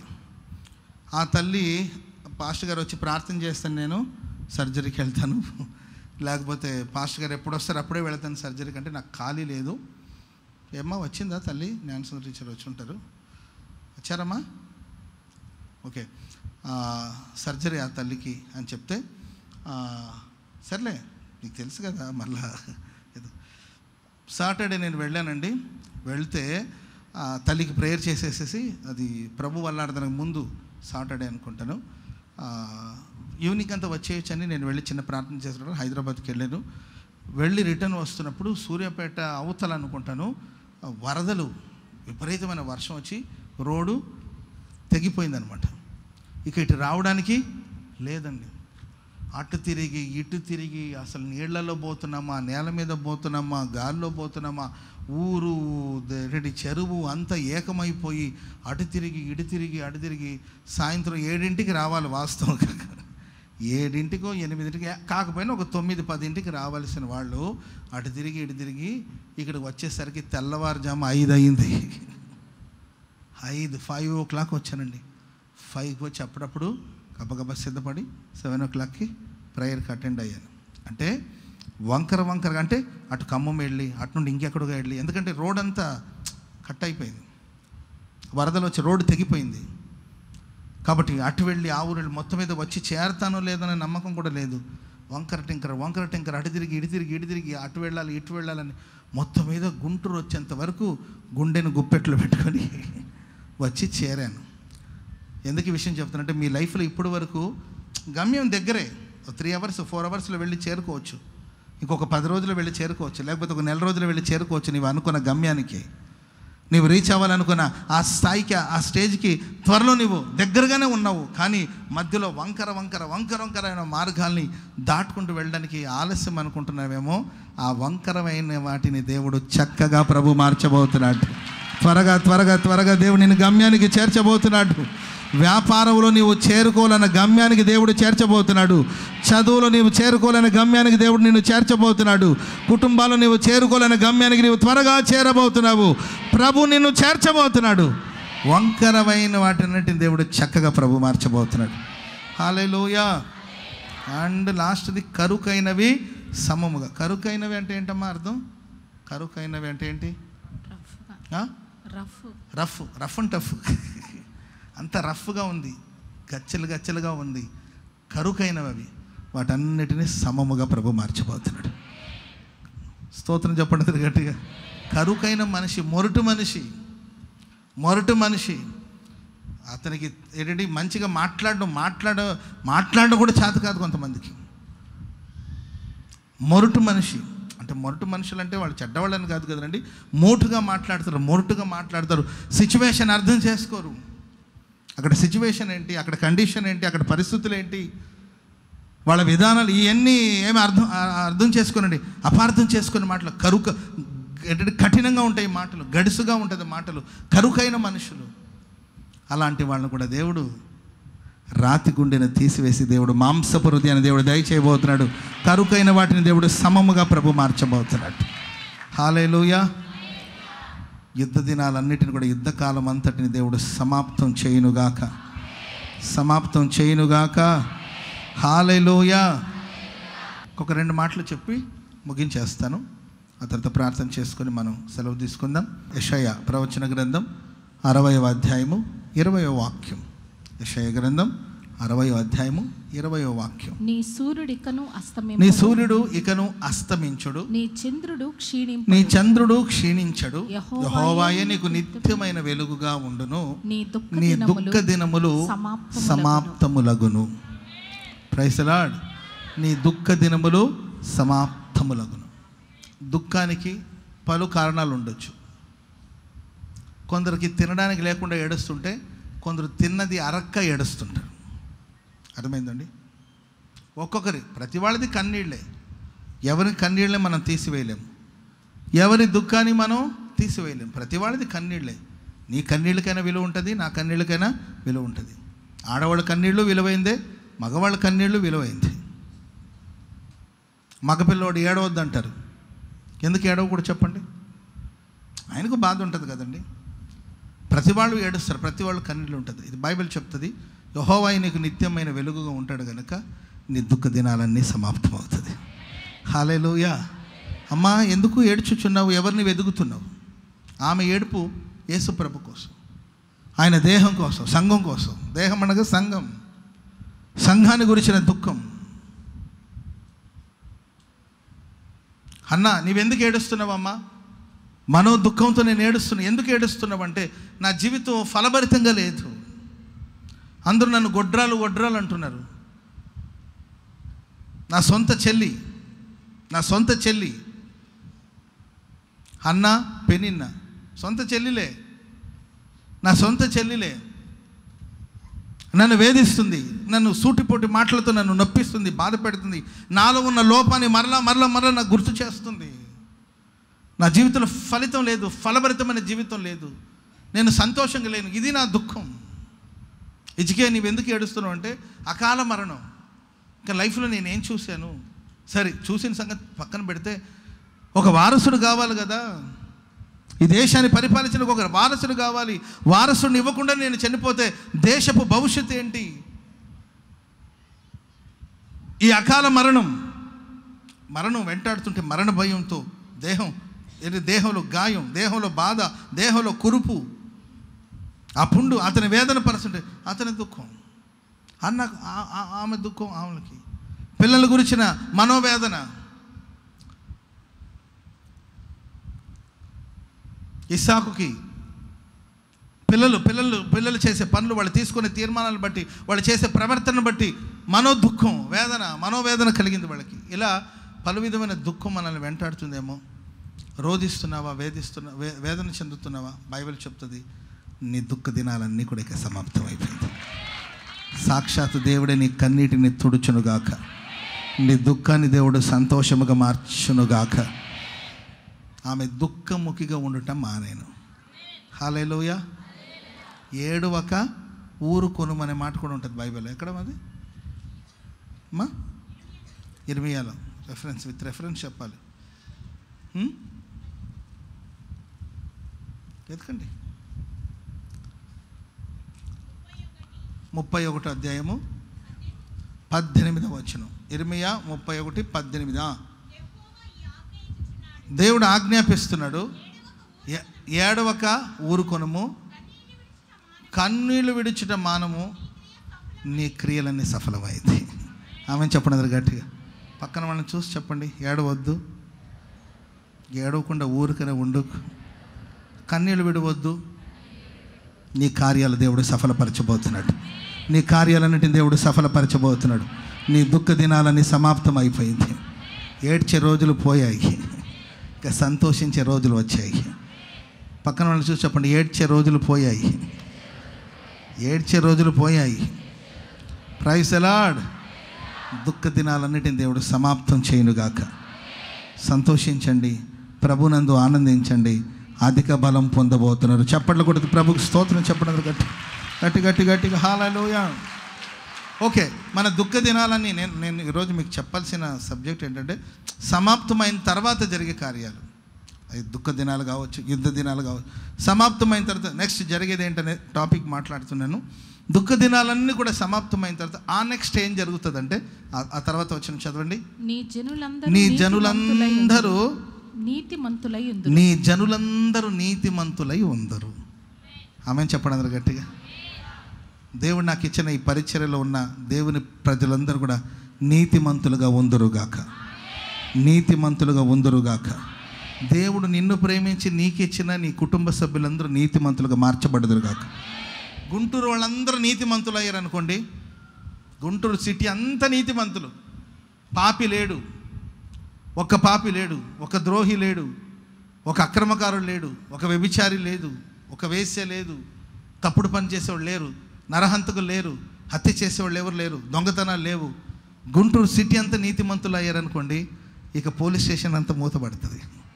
ఎందుకంటే క్రైమ్ ఉండదు కదండి, క్రైమ్ రేట్ తగ్గిపోతుంది. క్రైమ్ లేదు. ఒకవేళ పోలీస్ స్టేషన్లో వాళ్ళు ఉన్నా ఖాళీగా కాలక్షేపం చేసుకోవాలి అంతేక. మేబీ వాళ్ళు కూడా నీతిమంతులు కనుక పోలీస్ స్టేషన్లో ఏంటండి నీతిమంతుని గుడారంలో రక్షణ గురించిన ఉత్సాహ సునాదాలు వినబడాలి. స్తోత్రం చెప్పడం గట్టిగా. ప్రతి ఇంట మన దుఃఖ దినాలు దేవుడు సమాప్తం చేయబోతున్నాడు. దేవుడు మనకిచ్చిన ప్రజలందరినీ దేవుడు నీతిమంతులుగా ప్రభు మార్చునుగాక, నీతిమంతులుగా మార్చునుగాక. నీ కుటుంబ సభ్యులందరూ రక్షణ పొందుదురుగాక. హల్లెలూయా చెప్పండి గట్టిగా, హల్లెలూయా. Crime rate తగ్గిపోవాలి. వీళ్ళు వాళ్ళని తిట్టడం, వాళ్ళు వీళ్ళని తిట్టడం, వాళ్ళకి వీళ్ళు గోతులు తీయడం, ఇవన్నీ ఇంకా ఉండదు. మీరు నమ్మండి. నా కుటుంబ సభ్యులందరూ నీతిమంతులుగా మార్చబడతారని నమ్మండి. నోరు తెరిచి చెప్పండి మీరు ప్రభుతో, దేవా నా కుటుంబ సభ్యులందరూ నీతిమంతులుగా ఉందురుగాక. మీ నోటి నుండి వస్తున్న మాట మీ చెవులు వినబడాలి. నా కుటుంబ సభ్యులందరూ నీతిమంతులుగా మారాలి. నా కుటుంబ సభ్యులందరూ నిశ్చయముగా నీతిమంతులుగా ఉండబోతున్నారు. నా కుటుంబ సభ్యులందరూ నీతిమంతులుగా ఉండబోతున్నారు. నా రక్త సంబంధికులందరూ నీతిమంతులుగా ఉండబోతూ ఉన్నారు. నన్ను ప్రేమించి మీరు అనుగ్రహించిన నీ ప్రజలందరూ నీతిమంతులుగా ఉండబోతున్నారు. ఆమేన్. మళ్ళీ ఇంటికి వెళ్ళి కుక్క, నక్క, పంది, దున్నపోతు అని అనొద్దు. నీ కొడుకు నీతిమంతుడు, నీ కోడలు నీతిమంతురాలు, నీ భర్త ఒక నీతిమంతుడు, నీ భార్య ఒక నీతిమంతురాలు, మీ తల్లిదండ్రులు నీతిమంతులు, మీ అత్తగారు మీ మావయ్య గారు నీతిమంతులు, మీ ఇంట్లో ఉన్న సభ్యులందరూ కూడా నీతిమంతులు, మీ చుట్టూ ఉన్న పట్టణం అంతా, మీ చుట్టూ ఉన్న ప్రాంతం అంతా నీతిమంతులుగా ఉందురుగాక. నీ జనులందరూ నీతిమంతులుగా ఉంటారు. నన్ను నేను మహిమపరచుకునేటట్లు వారు నేను నాటిన కొమ్మగాను నేను చేసిన పనిగాను ఉండి దేశమును శాశ్వతముగా నేను నాటిన కొమ్మ. ఎవరు నాటిన కొమ్మ చెప్పాలి? ఎవరు నాటిన కొమ్మ? నేను నాటిన కొమ్మగాను నేను చేసిన పనిగాను ఉంటారు. దేవుడు ఒక మొక్కను నాటాడు అనుకోండి, దాన్ని ఎవడైనా పెరికి వేయగలుగుతాడా? దేవుడు నాటాడు, ఎవడైనా రాని, వాడు ఎంత బలవంతుడు కానీ దేవుడు నాటిన మొక్క. భక్తులకు అదే ప్రార్థన చేస్తే, దేవా నీ కుడి చెయ్యి నాటిన మొక్కను నువ్వు కాపాడండి. Praise Lord. మనల్ని ప్రభు ఎందుకు కాపాడుతున్నాడు తెలుసండి? మనం ఏదో వీరులం, శూరలం, బలవంతులం, భాగ్యవంతులని కాదండి. మనల్ని నాటింది ఎవరండి? చెప్పండి, ఎవరండి నాటింది? నన్ను నాటింది ఎవరండి? ఈ సేవలో నన్ను నాటింది ఎవరండి? మిమ్మల్ని ఈ మందిలో నాటింది ఎవరండి? Praise Lord. ఏమ్మా మిమ్మల్ని దేవుని సేవలు నాటింది ఎవరమ్మా? చెప్పండి, ఎవరు నాటారు? అబ్రాం పాస్టర్ గారు నాటారా మిమ్మల్ని నాటింది ఎవరు సేవలోకి? దేవుడు తీసుకొచ్చి నాటాడు. ఏం బాబు మిమ్మల్ని ఎవరు నాటాడు? దేవుడు నాటాడు. దేవుడు నాటిన మొక్కను దేవుడు కాపాడుతాడు. అంతే. స్తోత్రం చెప్పండి అందరు గట్టిగా. హల్లెలూయా. నువ్వు ఎట్టుంటావో చూస్తాను అంటాడు కదండి. చూడ్డానికి కూడా ఉంటాడో లేదు తెలియదు. నువ్వు ఎట్టుంటావో చూస్తాను అంటారు. అన్నీ ఏమైంది చెప్పండి, అన్నీ. ఎందుకంటే మనం ఎవరు తెలుసండి? దేవుడు నాటిన మొక్క. Praise lord. దివారాత్రులు దేవుడే కాచుకుంటాడు దాన్ని, దేవుడే నీరు కడతాడు. దాంట్లో లోపాలు ఉంటే దేవుడే సరిచేస్తాడు. పనికిరాని తీగలుంటే దేవుడు దాన్ని తీసేసి అది మరింత బహుగా ఫలించేటట్లు మనకు ఒక వ్యవసాయకుడు ఉన్నాడు. ఆమె చెప్పండి అందరూ గట్టిగా. దేవునికి ఒక్కొక్కసారి మన మీద కోపం వచ్చిందనుకోండి, ఎందుకంటే మనం సరిగ్గా ఫలించకుండా కోపం వచ్చిందనుకోండి, నరికేద్దామని అనుకోండి, వెంటనే తోటమాలికి యేసుప్రభు ఎంటర్ అవుతాడు. ఆమె చెప్పడం గట్టిగా. నేను దీనికి ఎరవేసి చెప్తానులే, నేను దీనికి ఇది బంకం మోసేసుకొని నేను చెప్తానులే, అసలు ఫలించట్లే, ఏమైంది నీకు, బాగానే ఉన్నావు కదరా, ఏమైంది, సరే నేను చూస్తానంటే, పనికి రాకుండా నిలబడింది ఏంటి చెట్టు అంటే, నేను చూస్తాను ప్రభు, నాకు 1 year టైం, దీన్ని సరి చేస్తాను, బాగు చేస్తా. ఏమైంది, ఎందుకంటే ఫలించట్లేదా? ఇంతకుముందు బాగానే ఆరాధన చేసేవాడుగా, ప్రైజ్ లార్డ్. ఉన్నారు అక్కడక్కడ కొంతమంది బాగా ఆరాధించిన వాళ్ళు ఒకప్పుడు. ఇప్పుడు ఉసూరని సతికిలబడి ఏంటండి కొబ్బరి చెట్టుని కూర్చున్నారు. ఉసూరని కూర్చొని ఏం భక్తిని, ఏమైందిరా నీకు కన్నా బాబు బుజ్జమ్మా, ఏమైంది బుజ్జమ్మా అని దేవుడు పలకరించి, ఎందుకంటే నేను నాటిన మొక్క. Praise lord. ఎస్, దాంట్లో బలహీనతలు ఉన్నాయేమో, తప్పిదాలు ఉన్నాయి. నేను నాటిన మొక్క, శత్రువుకు నేను అవకాశం ఇవ్వను. దాంట్లో పనికిరానిది ఏదో ఉంటే నేను తీసేసి ఇంకొంచెం ఎరువేసి నీరు పోసి కొంచెం దాని మీద దృష్టి పెడతా. ఆమె చెప్పండి అందరూ గట్టిగా గట్టిగా హల్లెలూయా. మీ మీద దేవుడు దృష్టి ఉంచబోతున్నాడండి. ఇక మీద మీరు ఎలా ఉండబోతున్నారో తెలుసండి. దేవుడు నాటిన, దేవుని కుడి చేయి నాటిన మొక్కగా, దేవుడు నాటిన కొమ్మగా, దేవుడు నాటిన కొమ్మగా ప్రభు మిమ్మల్ని మార్చబోతుంది. హల్లెలూయా. చెప్పండి గట్టిగా హల్లెలూయా. నేను చెప్పిన మాట కీర్తనల గ్రంథం 80వ కీర్తన 15వ వచనం ఉంటుంది. మీరు తర్వాత చదువుకోండి. 80వ కీర్తన 15వ వచనంలో ఉంటుంది. అండ్ 104వ కీర్తన 16వ వచనంలో కూడా ఇంకొక మాట ఉంటుంది. ఇవన్నీ మీరు తర్వాత చదువుకోండి. అక్కడ ఏముంటుంది, దేవుడు నాటిన వృక్షములు తృప్తిగా ఉంటుందండి. దేవుడు నాటిన మనుషులు ఎలా ఉంటారు తెలుసండి, ఫుల్గా తృప్తిగా ఉంటారు. Praise Lord. తృప్తి అంటే శుభ్రంగా అన్నం తిని, నాన్న ఇంకొక ముద్ద తింటూ ఉంటా, కొంచెం నాయన కొంచెం కొంచెం లాస్ట్లో పాయాసం అంటే, పాయాసం అంటే ఇష్టమే కానీ కొంచెం కష్టంగా ఉందంటే 2 స్పూన్ తాగినానంటే సరే అంటే 2 స్పూన్ కూడా తాగి ఇక్కడ దాకా వచ్చి ఉంటుంది. తేపితే ఆ పాయసం నోట్లోకి వచ్చేటట్టు ఉంటుంది. ఫుల్ తృప్తిగా ఉంటుంది. Praise Lord. మంచిగా వేడివేడి దమ్ బిర్యానీ, అట్లాగే వేడివేడిగా దమ్ బిర్యానీ డైరెక్ట్గా మీ ప్లేట్లోకి వడ్డిస్తే పొగలు కక్కుతూ ఉంటుంది ఆ బిర్యానీ.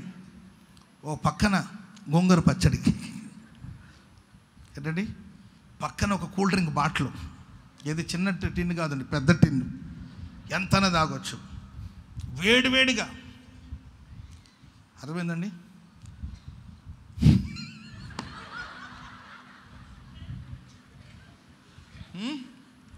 ఆ మటన్ తీసుకొని ఆ రైస్లో కలిపి లైట్గా గోంగూర కలిపేసి అంటే తింటూ ఉంటే తలలో చెమట్లు పోస్తూ ఉంటే, ముక్కు మీద చెమట్లు వచ్చేసి ఉంటే, ముక్కు తుడిచేదానికి ఎవరైనా ఉంటే బాగుంటుంది అని అనుకుంటుంటే, ఒక పక్కన కూల్ డ్రింక్స్ ఉంటే, ఇటు తింటూ అటు తాగుతూ ఏంటండి ఫుల్గా తృప్తిగా ఉంటుంది. దేవుడు ఒక మనిషిని నాటితే వాడు ఎల్లప్పుడూ తృప్తిగా ఉంటాడు. చెప్పలు కూడా మొదలు గట్టి. బిర్యానీ ఉన్నా లేకపోయినా, కూల్ డ్రింక్ ఉన్నా లేకపోయినా, సంపద ఉన్నా లేకపోయినా, ఎందుకంటే దేవుడు నాటిన మొక్క తృప్తి పొందుతూ ఉంటుంది. సంతృప్తి సహితమైన దైవభక్తి అని రాయబడ్డది. దైవభక్తి అంటే ఏం తెలుసంటే సంతృప్తిగా బ్రతకాలి, సంతోషంగా బ్రతకాలి. దేవుడు చేసిన పని. ఆమె చెప్పండి అందరు గట్టిగా హల్లెలూయా. ఎవర్రా ఈ పని చేసింది, ఎవరు ఇంత బాగా చేశారు? Praise Lord. ఎవరు చేశారు, ఇంత అద్భుతంగా చేశారంటారు. మనుషులు చేసిన పని కొన్నిసార్లు మహిమగా ఉంటుంది, మహోన్నతంగా ఉంటుంది. Praise Lord. ఇంత అద్భుతంగా ఎలా కట్టారు, ఇంత అద్భుతంగా ఎవరు చేశారు బ్రదర్ ఈ పని? Praise Lord. ఎవరు చేశారు ఈ పని? అంతా పలానా వాళ్ళు జబ్బు ఎంత అద్భుతంగా చేశారు అని మనుషులు చేసిన పనిని మనం మెచ్చుకోండి. దేవుడు చేసిన మనుషులు చేసిన పనులే, దేవుడు చేసిన మనుషులు చేసిన పనులే ఇంత మహిమగా ఉంటే, సాక్షాత్తు దేవుడే చేసిన పనులు ఎంత గొప్పగా ఉండబోతుంది. దేవుడు చేసిన పనిగా, దేవుడు చేసిన పనిగా నీవు ఉండబోతున్నావు. దేవుడు చేసిన పనిగా నీవు ఉండబోతున్నావు. Praise the lord. చెప్పండి గట్టిగా హల్లెలూయా. మహోన్నతంగా ఉండబోతున్నావు, మహిమగా నీవు ఉండబోతున్నావు. దేవుడు చేసిన పనికి ఎవరు పేరు పెట్టలేరండి, ఎవరు దానికి వంకలు చెప్పలేరు. అంతే, అంత అద్భుతంగా దేవుడు మిమ్మల్ని మలచబోతున్నాడు, మార్చబోతున్నాడు. హల్లెలూయా. చెప్పండి గట్టిగా హల్లెలూయా. ఆయన చేసిన పని ఎంత కూడా శూన్యంలో సృష్టిని కలిగించాడు. ఎవరు లోపం చెప్పలేరు ఇప్పటికీ సృష్టిలో. ప్రకృతిని చూడండి, సూర్యోదయం చూడండి, సూర్యుడు అస్తమించినప్పుడు చూడండి, రాత్రి వెన్నెలను చూడండి. Praise the lord. హల్లెలూయా. ఈ వాతావరణాన్ని చూడండి, పచ్చని చెట్లు చూడండి, సముద్రాన్ని చూడండి, సముద్రంలో ఉన్న జలచరాల్ని మీరు చూడండి. Praise the Lord. పొంగి పారే నదులను చూడండి. ఈ సృష్టిని చూడండి, హిమాలయ పర్వతాలను చూడండి, మంచు కొండలను చూడండి. దేవుడు చేసిన పనులు ఎంతో మనోహరంగా ఉంటుంది. మీ అందరి దేవుడు ఆయన చేసిన పనిగా మిమ్మల్ని మలచబోతున్నాడు. హల్లెలూయా. చెప్పండి గట్టిగా. మనుషులు చేసిన పని ఫెయిల్ అయ్యే అవకాశాలు ఉంటుంది. దేవుడు చేసిన పని ఎప్పుడు ఫెయిల్ అవుదండి. ఫెయిల్యూరే లేదు. Praise the Lord. మనం పెట్టుకున్న ఏసీ కాసేపు కూలింగ్గా ఉండాలని ఏసీ డబ్బా పెడుతున్నావు, అదంతా దుమ్ము కట్టుకొని పోతుంది. ఆ కూలింగ్కి మనకు వేడి చేస్తుంది. అర్థమైందండి? ఆ కూలింగ్కి వేడి చేస్తుంది, కళ్ళు మండుతూ ఉంటుంది ఏసీలో ఉండి కొందరికి. Praise the Lord. దేవుడు చేసిన ఏసీ శీతాకాలం ఏసీ, ప్రైజ్ ది లార్డ్. వేసవికాలం non AC. Praise the Lord. దేవుడు చేసిన పనిగా ప్రభు నేను ఉంచునుగాక. నీ ద్వారా దేవుడు మహిమను పొందునుగాక. దేవుడు నాటిన కొమ్మగా నీవు ఉండబోతున్నావు. నీ దుఃఖ దినాలంటే దేవుడు సమాప్తం చేయబోతున్నాడు. ఇంకొక చిన్న మాట కూడా చెప్తాను, ముగించేసుకుందాం. చెప్పండి. ఒకటి, యుద్ధకాలము సమాప్తం. రెండోదిగా దుఃఖ దినాలు సమాప్తమైంది. యుద్ధకాలం సమాప్తమైనప్పుడు ఏమేమి జరుగుతుంది? లోయలు, చెప్పండి, లోయలు ఎత్తు చేయబడతాయి, పర్వతాలు చిన్న కొండలు అణచివేయబడుతుంది. తర్వాత వంకరనవి చక్కగా మారుతుంది, కరుకైనవి సమముగా మారుతుంది. రెండవదిగా దుఃఖ దినాలు సమాప్తమైనప్పుడు ఏం జరుగుతుంది? జనులందరూ, మన ఫ్యామిలీ అంతా నీతిమంతులుగా ఉండబోతున్నారు. దేవుడు నాటిన కొమ్మగా మనం ఉండబోతున్నాం. మనల్ని ఎవరు పెరికి వేయలేరండి. మనల్ని దేవుడే కాపాడుతాడు. పక్కన వాళ్ళని చూసి చెప్పండి, ప్రభువే మిమ్మల్ని కాపాడుతాడు. నిన్ను, నీ కుటుంబాన్ని, పిల్లల్ని ప్రభు కాపాడబోతున్నాడు. Praise the lord. పెళ్లి చేసుకోవడానికి ఎవరు భయపడద్దు, ప్రభువే మిమ్మల్ని కాపాడుతాడు. Praise the lord. కుర్రోళ్ళు చాలామంది నాతో చెప్తున్నారు, పెళ్ళి అంటే నన్న దండం పెడతానన్న, అరే పెళ్లి చేసుకోరా, 30 ఏళ్ళు వచ్చింది కదంటే నీకు దండం పెడతానన్న, భయమేస్తుందన్న అంటుంటా. ఏం భయపడద్దు, నీవు దేవుడు నాటిన మొక్క, ప్రభు నేను కాపాడుతాడు. హల్లెలూయా. చెప్పండి గట్టిగా, హల్లెలూయా. వాళ్ళు ఎంతటి గొప్పవాళ్ళైనా దేవుడు అణిచివేస్తాడు. ఏం భయపడద్దు, దేవుడు కాపాడే మొక్కగా నీవు ఉంటావు. అండ్ సంతృప్తి సహితమైన జీవితాన్ని దేవుడు ఇస్తాడు. మూడో మాట, విలాప వాక్యాలు 4వ అధ్యాయము 22వ వచనం చదువుదాం. విలాప వాక్యాలు 4వ అధ్యాయం 22వ వచనం. సియోను కుమారి నీ దోష శిక్ష, సియోను కుమారి నీ దోష శిక్ష సమాప్తమైంది. నీ దోష శిక్ష అంతా సమాప్తమైంది. ఇక మీదట ఆయన మరెన్నడూ నిన్ను చెరలోనికి తీసుకుపోడు. సియోను కుమారి నీ దోష శిక్ష అంతా సమాప్తమైంది. తెలుసో తెలియక చేసిన దోషలు, తెలుసో తెలియకుండా చేసిన దోష, పాప, అతిక్రమాలు, వాటన్నిటిని దేవుడు సమాప్తం చేశాడు. యేసుక్రీస్తు వారు చిందించిన రక్తం ద్వారా నీకు రక్షణ కలిగింది. క్రీస్తు యేసునందు ఉన్నవాడికి ఏ శిక్షా విధి లేదండి. శిక్షా విధిని దేవుడు కొట్టివేశాడు. ఆయనే క్షమిస్తే దూషించిన నీవెవరు? స్తోత్రం చెప్పండి గట్టిగా. సైతాన్ గడ్డ వచ్చేసి మనల్ని భ్రమ పెడతా ఉంటాడు. నీ సంగతి అంతా నాకు తెలుసు, పెద్ద భక్తురాల్లాగా పెద్ద ముసుకేసుకుని ఇక్కడ కూర్చున్నావు, నువ్వు ఏం చేసి వచ్చావు నాకు తెలుసు అంటే, బాబు నిజమే, నేను పాపినే, ఆ సంగతి నాకు తెలుసు, నా ప్రభువుకు తెలుసు. కానీ నా పాపమంతటిని యేసయ్య తన పవిత్రమైన రక్తం కడిగి నన్ను శుద్ధి చేశాడు, నన్ను నీతిమంతుడిగా మార్చాడు. దోష శిక్షను ఆయన సమాప్తం చేశాడు. ఆమెను చెప్పండి గట్టిగా. నా శిక్షను ఆయన భరించాడు, నా పాప భారాన్ని ఆయన మోసాడు, నా కోసం ఆయన మరణించాడు, ఆయన రక్తం ద్వారా నాకు రక్షణ ప్రసాదించాడు. నా దోష శిక్షలని కూడా ఇంకా ఏమంటారు దాన్ని గిల్ట్. కొంతమందికి ఎప్పుడో 20 ఏళ్ళు 30 ఏళ్ళ క్రితం ఏదో చేసిన పొరపాట్లు ఉంటాయి, అవి మరలా గుర్తుకొస్తుంటుందేమో. ప్రియులారా, గిల్ట్ ఫీల్ అవసరం లేదు. ఎందుకంటే దోష శిక్షలన్నిటిని దేవుడు పరిహరించేశాడు. దోష శిక్ష సమాప్తమైంది. Praise the lord.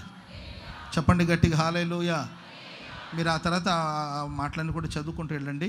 ఇక మరెన్నడూ మీరు చెరలోనికి కొనిపోబడరు. ఇంకెప్పటికీ దేవుడు మిమ్మల్ని చెరలోనికి, గతంలో మనందరూ చెరలో ఉన్నాం, ఏదో బానిసత్తులో ఉన్నామేమో. చెరలో ఉన్న వాళ్ళ అనుభవాలు మీరు తర్వాత చదువుకోండి. యూదా బాధ నుండి దాసురాలై, 3వ వచనం ఉంటుంది, చెరలోనికి కొనిపోబడింది. అన్యజనులు నివసించే చోట అది నివసించింది, విశ్రాంతి పొందకుండా ఉంటుందని. దాని తరము వారు, చదవండి, ఎందుకు ఊరికి నేను ఇంత కష్టపడకపోతే. 3వ వచనం చదివేసండి. యూదా బాధ నొంది దాసురాలై చెరలోనికి పోయి. ఒక చెరలోనికి వెళ్ళిన వాళ్ళ స్థితి కండిషన్ ఎలా ఉంటుందంటే, అన్ని జనులు నివసించుచు విశ్రాంతి నొందకపోయెను. అన్ని జనులు ఉండి విశ్రాంతి లేదండి, ప్రశాంతత లేదు, రెస్ట్ లేదనమాట, రెస్ట్లెస్ అనమాట, ప్రశాంతత లేదు, బానిసత్వంలో ఉన్న వాళ్ళకి ప్రశాంతత ఉండదు. తాగుబోతులు మీరు చూడండి, వాడు ఎంత నిద్రపోయినా మొహం వాసే ఉంటుంది, అర్థమైందండి. ఎంత నిద్రపోయినా కళ్ళు ఉబ్బిపోయి ఉంటుంది, మొహం ఉబ్బిపోయి ఉంటుంది, లివరు పాడైపోయి ఉంటుంది, పేగులన్నీ పాడైపోయి ఉంటుంది, ఊపిరితిత్తులన్నీ కూడా స్మోక్ చేసే వాళ్ళకి ఊపిరితిత్తు అంతా పాడైపోయి ఉంటుంది. మీరు చూడండి, బానిసత్వంలో దాసత్వంలో ఉన్న వాళ్ళకి విశ్రాంతి ఉండదు. దాన్ని తరుము వారందరూ ఇరుకు చోట దాన్ని కలుసుకుంటారు. నియామక కూటంలోకి ఎవరు రారు. మీరు తర్వాత చదువుకుంటే దాన్ని తరుముకుంటూ వచ్చారంటే ఎక్కడ ఇరుక్కొనిది ఈ యూదా, లేకపోతే ఎక్కడ చిక్కుకున్నారంటే ఒక ఇరుకైన స్థలం, అటు ముందుకు వెళ్ళాము వెనక రాలేము, అలాంటి ఇరుకైన చోట శత్రుల చేతులు వాళ్ళ తరుముకుంటూ వచ్చిన సమస్య ఏదో ఒక పాయింట్లో ఏదో ఒక చోట మనం వాళ్ళ చేతులు పడిపోవలసింది. అటు తప్పించుకోవడానికి లేదు, కుడివైపుకి వెళ్ళడానికి లేదు, ఎడమవైపు వెళ్ళడానికి లేదు, ముందు వెళ్ళడానికి లేదు, ముందు వెళితే నొయ్యి వెనక వెళ్తే గొయ్యి అంటారు కదండి. అట్లాంటి ఒక కండిషన్లో బానిసత్వంలో ఉన్న పరిస్థితులు. నియామక కాలంలో ఎవరు రారు. మన బానిసత్వంలో ఉంటే తాగుబోతున్న ఎవడు పట్టించుకుంటారు చెప్పండి. తాగి అక్కడ కాలువలో పడి ఉంటాడు, టార్చ్ లైట్ వేసుకుని ఎవరు వస్తారు. ఆ రోజులు పోయాయి. ఒకప్పుడు పాపం భార్య ఏం చేస్తుందండి, కొంచెం చీకటి పడేదాకా ఉండి టార్చ్ లైట్ వేసుకొని పిల్లల్ని తీసుకొని పాపం వచ్చి వెతికి ఎక్కడున్నాడో చూసి, ఆయనకి బోల్డంతమంది సర్కిల్ అనమాట, అందరు కాలువలోనే పడి ఉంటారు. టార్చ్ లైట్ వేస్తే వాళ్ళ ఆయన కాదు, అన్నయ్య నీవా, సారీ మా ఆయన అనుకున్నాను వాళ్ళ, బాబాయ్ నీవా, నీకు మా ఆయన కోసం వచ్చానంటే ఏంటంటే మరలా బాబాయ్ అంటే, అమ్మా మీ పిన్ని కొంచెం చెప్పను నీ కాలువలో పడినంటే, చెప్తానులే బాబాయ్ అని టార్చ్ లైట్ వేసుకెళ్ళి పాపం తీసుకొచ్చి మత్తులో బురదలో పడినోడిని తీసుకొచ్చి పాపం ముందు తలుపు నుండి తీసుకొస్తే ఎవరైనా చూస్తారేమని వెనక తలుపు నుండి తీసుకొచ్చి ఒక స్టూల్ వేసి కూసబెట్టి పాపం ఆయనకి స్నానం చేయించి తల తుడిచి లుంగి కట్టి సొక్క వేసి, అర్థమైందండి, అన్నం కలిపి, అర్థమైందండి, అన్నం పెట్టి మజ్జిగ తాగిపించి, మత్తు దిగాలంటే మజ్జిగ తాగిపించారంట, నోట్ చేసుకోండి, మీకు పనికొస్తుంది, తాగుబోతులే, మజ్జిగ తాగించి, అర్థమైందండి. ఇలా ఒకప్పుడు చేశారు. ఇప్పుడు ఆడున్నారండి. అమ్మ మీ ఆయన అక్కడ పడతాడు, ఉదయాన్నే వస్తాడు, ఆయన ఉదయాన్నే వస్తాడులేండి. అమ్మ కాలువలో ఉన్నాడు, అమ్మ కుక్కలు ఆయన మూతి నాకితే ఇది లేక, అట్లా నాకు కుక్కల కన్నా ఆకలి తీరుతుంది ఆడు మూతి నాకి అనే రోజులు ఇవి. ప్రియులారా, మన బానిసత్వంలోకి వెళ్ళిపోతే, బంధకాల్లోకి వెళ్ళిపోతే, నియామక కాలమున ఫెస్టివల్ సందర్భాన చూసేదానికి ఎవరూ రావట్లేదు. ఆలయాలు ఖాళీ అయిపోయిందంట, యాజకులు ఏడుస్తున్నారు, పరిచారకులు ఏడుస్తున్నారు, ఎందుకంటే మందిరాలు ఖాళీ అయిపోతున్నాయి. నియామక కాలపు పండుగకు వచ్చేవాళ్ళు ఎవరు రావట్లా, ఆరాధనకు వచ్చేవాళ్ళు రావట్లేదు, ఎందుకంటే సంఘ బానిసత్వంలోకి వెళ్ళిపోయింది. స్తుతించే వాళ్ళు బానిసత్వంలోకి వెళ్ళిపోయారు. స్తుతి లేదు, మహిమ లేదు, ఆరాధన లేదు, ఆర్భాటం లేదు, ఆరాధన లేదు, వాక్య ధ్యానం లేదు. సంఘం బానిసత్వంలోకి వెళ్ళిపోతే చెరలోకి వెళ్ళిపోతున్నాయి సంఘాలు. ఈనాడు దైవ సేవకులు బానిసత్వంలోనికి వెళ్ళిపోతున్నారు. యూదాలో సంతోషం లేదు, విశ్రాంతి లేదు. నియామక కాలమున ఎవ్వరూ రావట్లేదు. ఎవరైనా వస్తారని ఎదురు చూస్తున్నారు, ఎవరు రాని భయానకమైన పరిస్థితి. ఒకప్పుడు సియోను స్థితి. దేవుడు అంటాడు, నువ్వు చేసిన దోషాన్ని బట్టి నీకు ఈ శిక్ష ఏమో, ఆ దోష శిక్ష సమాప్తమైపోయింది. ఆ దోష శిక్ష సమాప్తమైపోయింది. ఇకెన్నడూ నీవు చెరలోనికి వెళ్ళవు. విడుదల సంతోషాన్ని దేవుడు నీకు అనుగ్రహించబోతున్నాడు. విడుదల సంతోషం దేవుడు నీకు అనుగ్రహించబోతున్నాడు. హల్లెలూయా, హల్లెలూయా. మీరు ఆ తర్వాత అధ్యాయం అంతా, 3వ అధ్యాయం అండ్ 1వ అధ్యాయం అన్నీ చదువుకుంటూ వెళితే చాలా విషయాలు అక్కడ ఉంటుందండి. చెరపట్టబడిన వాళ్ళ స్థితి ఏంటంటే కాళ్ళ క్రిందేసి త్రొక్కుతూ ఉంటారంట. న్యాయం జరగదు. మనుషులు గొడవబడి పాడు చేస్తూ ఉంటారు. పిల్లలు కూడా చెరపట్టబడిపోతారంట. ఆ సియోనుకు సౌందర్యం ఉండదండి. దాని అధిపతులు మేతలేని దుప్పుల వలె ఉంటారంట. తరము వారి ఎదురు నిలబడే శక్తి లేదు. ఎంత సెన్సిటివ్ అంటే ఇప్పుడున్న జనరేషను, చాలా బాధాకరమైన విషయం అండి. అసలు మన పిల్లల కోసం మన దివారాత్రులు ఏడవాలి, ప్రార్థించాలి కన్నీళ్లతో. ఎంత సెన్సిటివ్ అంటే ఒక చిన్న మాట చెప్పకూడదు, అంతేకాదు. తల్లిదండ్రులకు పిల్లలు భయపడే రోజులు పోయి పిల్లలకి తల్లిదండ్రులు భయపడే రోజులు వచ్చినాయి. ఒకప్పుడు రోడ్డు మీద కనబడితే మా నాన్న కానీ మా అన్నయ్య కానీ ఒక్క దెబ్బ వేస్తే వీపు మీద వాతలు తేలేదండి. అంతే, ఒకే దెబ్బ, 10 దెబ్బలు కూడా కాదు. రోడ్ల మీద ఆడుకుంటున్నట్టు కానీ అల్లరి చేస్తున్నట్టు కానీ చూస్తే పట్టుకొని ఒక్కటిస్తే వీపు మీద అలాగే హస్తం ముద్ర పడేది, కాంగ్రెస్ ముద్ర పడేది, అప్పుడు హస్తపు ముద్ర పడేది. అంతే, ఇంటికి వచ్చి చెప్తే మళ్ళీ ఇంట్లో పడేది. మరలా స్కూల్లో ఏదో తప్పు చేసి అక్కడ దెబ్బలు తిని ఏడ్చుకుని ఇంటికి వస్తే మళ్ళీ అక్కడ దెబ్బలు ఇక్కడ దెబ్బలు. అందుకొరకే స్కూల్లో టీచర్ కొట్టిందని ఇంట్లో చెప్పేవాళ్ళం కాదు, ఎందుకంటే డబల్ డోసు ఎందుకు వచ్చింది, ఒక డోస్కే అల్లాడిపోతున్నాం. ప్రేమైన వాళ్ళారా, ఇప్పుడు ఎంత సెన్సిటివ్, పిల్లలకి ఏం చెప్పాలన్న తల్లిదండ్రులు భయపడే రోజులు వచ్చేసి, ఎందుకంటే పిల్లలు దాసత్వంలోనికి బానిసత్వంలోనికి వెళ్ళిపోతున్నారు. తరము వారి ఎదుట నిలబడే శక్తి లేదు. ఒక ప్రాబ్లం వస్తే ధైర్యంగా నిలబడే శక్తి లేదు. లవ్ ఫెయిల్యూర్ అయింది అనుకుంటే పోతే పోయింది, దరిద్రం పోయింది. దానికే సూసైడ్ చేసుకోవడం, చేతులు కోసుకోవడం, గొంతు కోసుకోవడం, హాస్పిటల్ పాలవడం, అల్లరి పాలవడం, పేపర్లకు ఎక్కడం, న్యూస్లోకి ఎక్కడం. ఓ సమస్య వచ్చినప్పుడు ఓకే ముందుకు సాగిపోదాం, తరము వారి ఎదుట నిలబడే శక్తి లేదు అధిపతులకి. దైవ సేవకుడానికి ఒక సమస్య వచ్చినప్పుడు సంఘాన్ని ఒక అధిపతివి, సంఘంలో దేవుడు నేను ఒక అధికారంలో ఆధిపత్యంలో ప్రభు ఉంచాడు. ఒక సమస్య వచ్చినప్పుడు దాని ఎదుట నిలబడే శక్తి నీకుందా? దైవ సేవకురాలా, నీకు ఒక సమస్య వచ్చినప్పుడు ఆ సమస్యను ఎదిరించే శక్తి నీకుందా?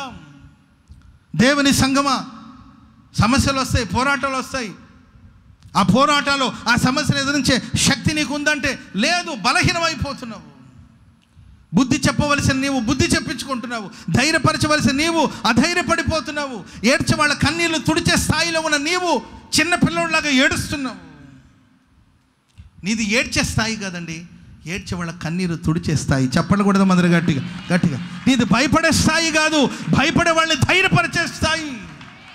Praise the Lord. నీది పారిపోయే స్థాయి కాదు, పారిపోయే వాళ్ళని నిలబెట్టి వెనుతట్టి ధైర్యపరిచి ప్రార్థించే స్థాయి నీది. వయసు పెరిగే కొద్దిగా స్ట్రాంగ్ కావాలండి. ఆమెన్ చెప్పండి గట్టిగా. మెంటలీ స్ట్రాంగ్ అవ్వాలి. భౌతికంగా ఒకవేళ మనం బలహీనంగా ఉండొచ్చు, కానీ మెంటలీ మనం స్ట్రాంగ్గా ఉండాలి, బలంగా ఉండాలి. కానీ ఈరోజు బలం లేదు, పిల్లలకు బలం లేదు. మన కళ్ళ ముందే వాళ్ళు చతికిలు పడిపోతుంటే చూసి తట్టుకోలేకపోతున్నారు. చిన్న చిన్న విషయాలకు అల్లాడిపోతున్నారు. మార్కులు తగ్గిందని ఏడుస్తున్నారు, మాట పడలేకపోతున్నారు, నింద పడలేకపోతున్నారు, ఎవరైనా చిన్న చూపు చూస్తే తట్టుకోలేకపోతున్నారు.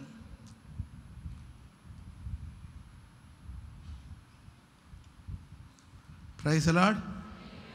చెప్పండి గట్టిగా హల్లెలూయా. ఎందుకంటే చెరలోనికి కుటుంబాలు చెరలోనికి వెళ్ళడం వల్ల ప్రభు అంటాడు దోష శిక్షలన్నీ కూడా సమాప్తమైపోయింది. ఇక మిమ్మల్ని చెరలో నుండి నేను వెలుపలికి రప్పించబోతున్నాను. నిన్ను నీ కుటుంబాన్ని చెరలో నుండి వెలుపలికి రప్పించబోతున్నాను. మరెన్నడూ నీ కుటుంబం చెరలోనికి వెళ్ళదు. హల్లెలూయా. మరెన్నటికి ఇంకా బానిసత్వంలోనికి వెళ్ళరు. ఒకసారి రక్షించబడిన తర్వాత మరలా చీకట్లకు వెళ్ళే ప్రసక్తి లేదు. ఒకసారి రక్షించబడిన తర్వాత మరలా లోకంలోనికి వెళ్ళే అనుభవాలు ఇక లేవు. పాపం వద్దనుకొని వచ్చాం, మరలా పాపంలో పడిపోయే ప్రస్తావన లేదు. ఇక క్రీస్తు యేసునందు ఉన్నవాడు నూతన సృష్టి, పాతవి గతించెను, సమస్తము క్రొత్తవిగా దేవుడు మార్చబోతున్నాడు. సమస్తమును నూతనమైనవిగా ప్రభు మార్చబోతున్నాడు. ఇక దోష శిక్షణ అంతా దేవుడు కొట్టివేశాడు.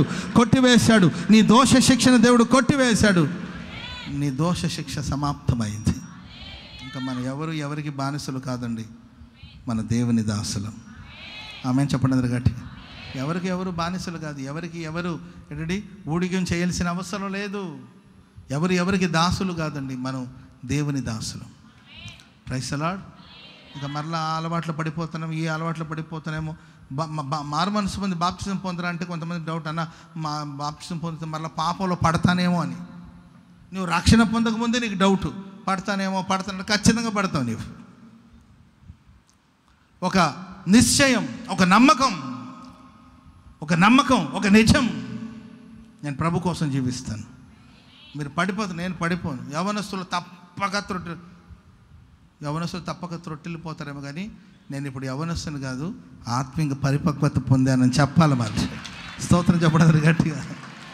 నీతిమంతుడు 7 సార్లు పడినట్టు 7 సార్లు 8 సార్లు 16 సార్లు పడే స్థితి లేదు. నేనైతే నా దేవుని మందిలో పచ్చని ఒలివల మొక్క వలె ఉన్నాను. పచ్చని ఒలివల మొక్కల వలె నేను దేవుని సన్నిధిలో ఉండబోతున్నాడు. నీతిమంతుడు దేవుని మందిలో ఖర్జూరపు వృక్ష వలె మూవవేయబోతున్నాడు. హల్లెలూయా. అలాంటి ఒక స్ట్రాంగ్ మెంటాలిటీని దేవుడు మనకు అనుగ్రహించును గాక. లైఫ్లో ఎన్నైనా రాని సహిద్దాం, ఎదిరిద్దాం, భయాన్ని బెదిరిద్దాం. Praise lord. చెప్పడానికి ఈజీగా ఉంటుంది. హలో, మైక్ తీసుకుని చెప్పడానికి ఏముందండి, బ్రహ్మాండంగా ఉంటుంది. చెప్తుంటే నేను చెప్తుంటే మీకు కూడా హుషారుగా ఉంటుంది. నేను చెప్తుంటే మా వాళ్ళు కూడా ఎక్కువ ఎఫెక్ట్ పెడతారు. చెప్పడానికి బాగుంటుంది. కానీ ఆ మార్గంలో వెళ్ళేటప్పుడు అది కఠినమే, కానీ తప్పదు. ఈ విషయాన్ని మనం జీర్ణించుకోవాలి. Praise Lord. మన లైఫ్లో ఏమేమి జరగాలని ప్రభు నిర్ణయించాడు, దాన్ని ఎవరు ఆపలేరు. నేను ఎప్పుడు చెప్తాను, మన మన మన స్వాధీనంలో కొన్ని ఉంటాయి, మన స్వాధీనంలో కొన్ని ఉండవు. మన స్వాధీనంలో ఉన్న వాటినే మనం బాగు చేసుకుందాం. Praise lord. హల్లెలూయా. మందిరాన్ని ఊడమంటే వస్తారు. మందిరాన్ని ఊడ్చేదానికి ఎవరైనా వస్తున్నారమ్మా? ఎవరైనా ఉన్నారా? మందిరాన్ని వచ్చి ఊడ్చేవాళ్ళు రోజు వచ్చి ఊడుస్తూ ఉంటారు. వస్తున్నారా ఎవరైనా? ఇక్కడ వాలంటీర్స్ వస్తున్నారు, ఊడుస్తున్నారు. మందిరం ఊడమంటే ఊడుస్తారు. మేము ఇక్కడ నుండి ఏంటండి లార్జ్ సెంటర్ దాకా వెళ్ళి ఊడ్చిరమ్మంటే ఎవడు ఊడుస్తాడు చెప్పండి? పాస్టర్ గారండి, మందిరం అయితే వచ్చి ఊడ్చిపోతాం, లార్జ్ సెంటర్ దాకా మాకేం పని అయ్యా, దానికి ఎవరు దానికి సంబంధించిన వాళ్ళు ఊడుస్తారంటే, లేదు లేదమ్మా ఇది నా ఆజ్ఞ అంటే, అయ్యా నీ ఆజ్ఞ నీ దగ్గర పెట్టుకో, మాకు ఇదే కష్టం. మన చేతిలో ఉన్నాయి కొన్ని ఉంటాయి, మన చేతిలో లేనివి కొన్ని ఉంటాయి. మన చేతిలో ఉన్నాయే మనం చేద్దాం. Praise Lord. మన చేతిలో లేదని ప్రభుకి అప్పచెప్దాం. ప్రభు చూసుకుంటాడు అంతే. దాని గురించి ఊరికి జుట్టు పీక్కొని, ఒకసారి జుట్టు పీక్కుంటే మళ్ళీ అంటించుకోలేము, అది సమస్యకి. జుట్టు పీక్కొని దిగులు పడిపోయి బాధపడిపోయి ఏడ్చి వద్దు. మన బానిసలం కాదండి, వారసులం. పక్కన వాళ్ళని చూసి చెప్పండి, మన బానిసలం కాదు, వారసులం. దేవుని రాజ్య వారసులం. హోసన్నా మినిస్ట్రీస్ వారసులము, హోసన్నా పరిచర్య వారసులం మనం. దేవుని రాజ్య వారసులం మనం, పరలోక రాజ్య వారసులం మనం. ఇక ఎన్నటికి మనం బానిసత్వంలోనికి వెళ్ళాము. స్ట్రాంగ్గా ఉంటాం, ధైర్యంగా ఉంటాం. దోష శిక్ష అంతా సమాప్తం అయిపోయింది. ఇప్పుడు లేచి నిలబడండి, ప్రార్థన చేసుకుందాం. స్తోత్రం పరిశుద్ధుడవని దేవా, ప్రేమ స్వరూపినికి స్తోత్రాలు చెల్లిస్తున్నాం నైనా. గడిచినటువంటి నైనా 7 మాసములుగా సంపూర్ణముగా తండ్రి మీ రెక్కలపైన మమ్మల్ని మోసి మీ కృపను అనుగ్రహించి నడిపించిన వాడానికి స్తోత్రాలు చెల్లిస్తున్నాం నైనా. మీ అనాది ప్రణాళిక, మీ చిత్తమునైనా ఈ 8వ మాసంలో మొదటి దినమనే తండ్రి ఆత్మస్వరూపిగా, అదృశ్య దేవుడుగా మీరు మా మధ్యలో దిగి వచ్చినందులకై స్తోత్రం. రిబాలో శమాలి గరవలన బాధురాని గర, రిబాలో శమాలి గరవలన బాధురిని గరవలన బాధురాని గర. నమ్మదగిన దేవుడవు తండ్రికి స్తోత్రాలు చెల్లిస్తున్నాం నైనా. ప్రభా మీరు మమ్మల్ని ఓదార్చవలనని, ప్రభా మీ ఉన్నతమైన కృపను మా ఎడల చూపాలని, ప్రభా అల్ఫా ఓమేగాగా తండ్రి అయ్యా ఆది అంతమైన దేవా, అయ్యా సమస్తమును సమాప్తమని మీరు సెలవిచ్చిన దేవానికి స్తోత్రాలు చెల్లిస్తున్నాం. రాజ్యానికి స్తోత్రం. మా జీవితాలలోనైనా ఆత్మీయంగాను అంతరంగమందును వెలుపటను పోరాటాల మధ్యలో యుద్ధ సమయాలలో తండ్రి మీరు మా పక్షమై నిలిచి ఉన్న దేవానికి స్తోత్రం. మీరు విజయశీలుడుగా, జయవీరుడుగా మా ముందు నడిచి మా కార్యములని సఫలపరుస్తున్న తండ్రి వినికి స్తోత్రంనైనా. కనికరము గల దేవానికి స్తోత్రాలునైనా. అయ్యా మీ కృపతో మీరు మమ్మల్ని జ్ఞాపకం చేసుకున్నారు. ఆమె యుద్ధ కాలమంతయు సమాప్తమైనని మీరు సెలవిచ్చిన దేవుడవు తండ్రికి స్తోత్రాలు. ఎన్నో పోరాటాల మధ్యలో అయ్యా అత్యధికమైన జయమిచ్చిన వాడానికి స్తోత్రాలు చెల్లిస్తున్నాం. మా జీవితాలను ఎదురాడుచు ఉన్న ప్రతి సమస్యలో నుండి నాయన, ప్రతి ఇరుకుని ఇబ్బందుల్లో నుండి ప్రభువా మీరు మాకు జయం అనుగ్రహించి మా పక్షముగా మీరు యుద్ధాలు జరిగిస్తూ ఉన్నందులకై స్తోత్రం. మీరు యుద్ధ అయ్యా ఉన్నతమైనటువంటి కృపను అనుగ్రహించి మా పక్షముగా నాయన జయాన్ని మీరు కలుగు చేస్తారయానికి స్తోత్రం. కనికరము గల దేవుడవు నాయనానికి స్తోత్రాలు. కృపతో మీరు జ్ఞాపకం చేసుకోనండి. మీరు మా పక్షముగా ఉన్నప్పుడు తండ్రి అయ్యా ప్రతి లోయలు కూడా ఎత్తుగా చేయబడినని మీరు సెలవిచ్చిన దేవుడవు నాయనానికి స్తోత్రం. ప్రతి పర్వతములు కొండలు కూడా అయ్యా అణిచి వేయబడినని మీరు సెలవిచ్చిన దేవుడవు తండ్రికి తండ్రికి స్తోత్రం నాయనా. అయ్యా కరుకైనవి తండ్రి నునుపగా చేయగలిగిన దేవుడవు, ఉన్నతమైన మార్గాలను మీరు మమ్మల్ని నడిపిస్తానని అభయం ఇచ్చి వెన్ను తట్టి ధైర్యపరిచిన వాడానికి స్తోత్రం. మా చెయ్యి పట్టి నడిపిస్తున్న దేవానికి స్తోత్రం. రిబాలో శమాలి గరబల రబాంతురాని గర రిబాలో శమాలి గరబ కత్తుని గర గత్తురా. మీ ఆత్మక్రియను జరిగించిన దేవుడవు తండ్రికి స్తోత్రం. మా త్రోవలన్నీ వంకరగా ఉన్న వాటిని సమముగా చక్కగా చేయగలిగిన దేవుడవని మరొక్కసారి అభయం ఇచ్చారయానికి స్తోత్రం. మేము వెళుచున్న మార్గములు మీకు తెలుసునైనా సమస్తముని ఎరిగిన దేవుడవు అయ్యా. మీ ఉన్నతమైన కృపను అనుగ్రహించి అయ్యా నీ ప్రజలను హాయిగా మీరు నడిపించగలిగిన దేవుడవు తండ్రికి స్తోత్రాలు చెల్లిస్తున్నాం. నీ దుఃఖ దినములు సమాప్తమగునని మీరు సెలవిచ్చిన దేవుడవునైనా కృపతో మీరు జ్ఞాపకం చేసుకోండి. ఏడవక ఊరికే నిలుచుండమన్నారు తండ్రికి స్తోత్రం నైనా. అయ్యా మీ కార్యము సఫలమవుతుందని మీరు సెలవిచ్చిన దేవుడవు. మా దుఃఖ దినములను ప్రభా మీరు అయ్యా సమాప్తము చేయించినందులకై స్తోత్రాలు చెల్లిస్తున్నాం. ఈ దినము నుండి నాయనా ప్రతి వాని బాష్ప బిందువులను మీరు తుడిచి వేసినందులకై స్తోత్రాలు చెల్లిస్తున్నాం. కనికర పూర్ణుడా మీరు కార్యాలు చేసే దేవుడవునైనా అయ్యా ప్రజలందరూ నీతి గల మార్గాలను నడిపించబడినట్లుగా మీ కృపను అనుగ్రహించి నడిపించమని ప్రార్థిస్తున్నాం. రాజానికి స్తోత్రంనైనా. సియోను యొక్క దోష శిక్షను ప్రభా మీరు సమాప్తము చేసిన దేవుడవునైనా, అమూల్యమైన మీ రక్తముతో కడిగిన దేవుడవునైనా, ప్రశస్తమైన మీ రక్తముతో కడిగిన వాడానికి స్తోత్రం. అయ్యా దోష శిక్షను మీరు కొట్టివేసినందులకై స్తోత్రం, సమాప్తము చేసినందులకై స్తోత్రం. మరెన్నట్టుకుని ప్రభా మీరు మమ్మల్ని జ్ఞాపకం చేసుకున్న తండ్రి అయ్యా దోష శిక్షలో నుండి మీరు తొలగించిన దేవుడవయానికి స్తోత్రాలు చెల్లిస్తున్నాం. కనికర పునడా కార్యాలు చేయడానికి సమర్థుడవు, శక్తి కలిగిన దేవుడవునైనా అయ్యా ఈ మొదటి దినమనే మీరు ఆత్మస్వరూపిగా దృశ్య దేవుడుగా మీరు దిగవచ్చి హృదయాంతరంగములను ఎదిగిన యెహోవానికి స్తోత్రం. ఒక్కొక్కరితో మీరు సూటిగా తేటగా మీరు మాట్లాడినందులకై స్తోత్రం. ఒక్కొక్కరిని మీరు ఆదరించినందులకై స్తోత్రం. ఒక్కొక్కరిని మీరు బలపరిచినందులకై స్తోత్రం. ఒక్కొక్కరిని మీరు ముట్టి స్వస్థపరిచినందులకై స్తోత్రం. ప్రతి వారి హృదయాలలో ఉన్న దుఃఖాన్ని మీరు కొట్టివేసి అయ్యా మీ ఉన్నతమైన నామం కనపరచబడినట్లు మీ ఆత్మక్రియను జరిగించి మీరు మాతో మాట్లాడిన ప్రతి మాటను బట్టి నీకు స్తోత్రం. ఈ నెలంతయు మీరు మాకు చాలిన దేవుడుగా ఉండి నిత్యమైన వెలుగుగా ఉండి ప్రభా మీరు మమ్మల్ని నడిపించమని ప్రార్థిస్తున్నాం.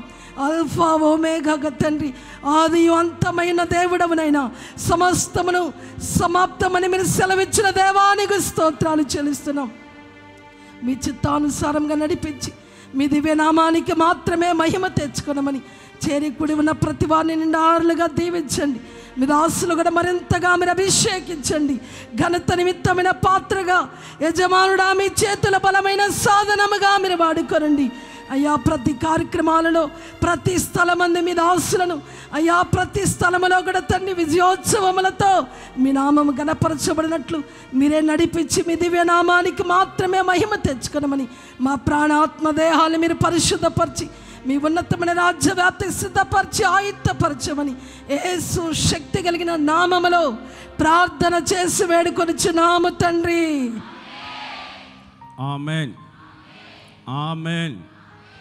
మన తండ్రి అయిన దేవుని ప్రేమ, కుమారుడైన యేసుక్రీస్తు వారి యొక్క కృప, పరిశుద్ధాత్మ దేవుని అన్యోన్య సహవాసము, సన్నిధి, సమాధానము, సంతోషము సర్వలోకంలో ఉన్న సమస్త పరిశుద్ధులకు, ఈ ప్రత్యేక ప్రార్థనా కుడికలో పాల్గొన్న వారికి, లైవ్ వీక్షించిన వారికి, దేవుని వాక్యం ప్రకటించిన తన దాసునికి సమాప్తమైనవి నేనే అల్ఫా ఒమేగాయున్నని వాగ్దానం నా జీవితాల్లో నెరవేర్చబడాలని అందరైతే తీర్మానంతో ప్రార్థన చేసుకుంటున్నారో వారందరికీ కూడా సర్వోన్నతుని యొక్క కృప సదాకాలం తోడయుండి నడిపించునుగాక. ఆమేన్ ఆమేన్. లేలుయా లేలుయా లేలుయా. Praise the lord. అందరికీ వందనాలు.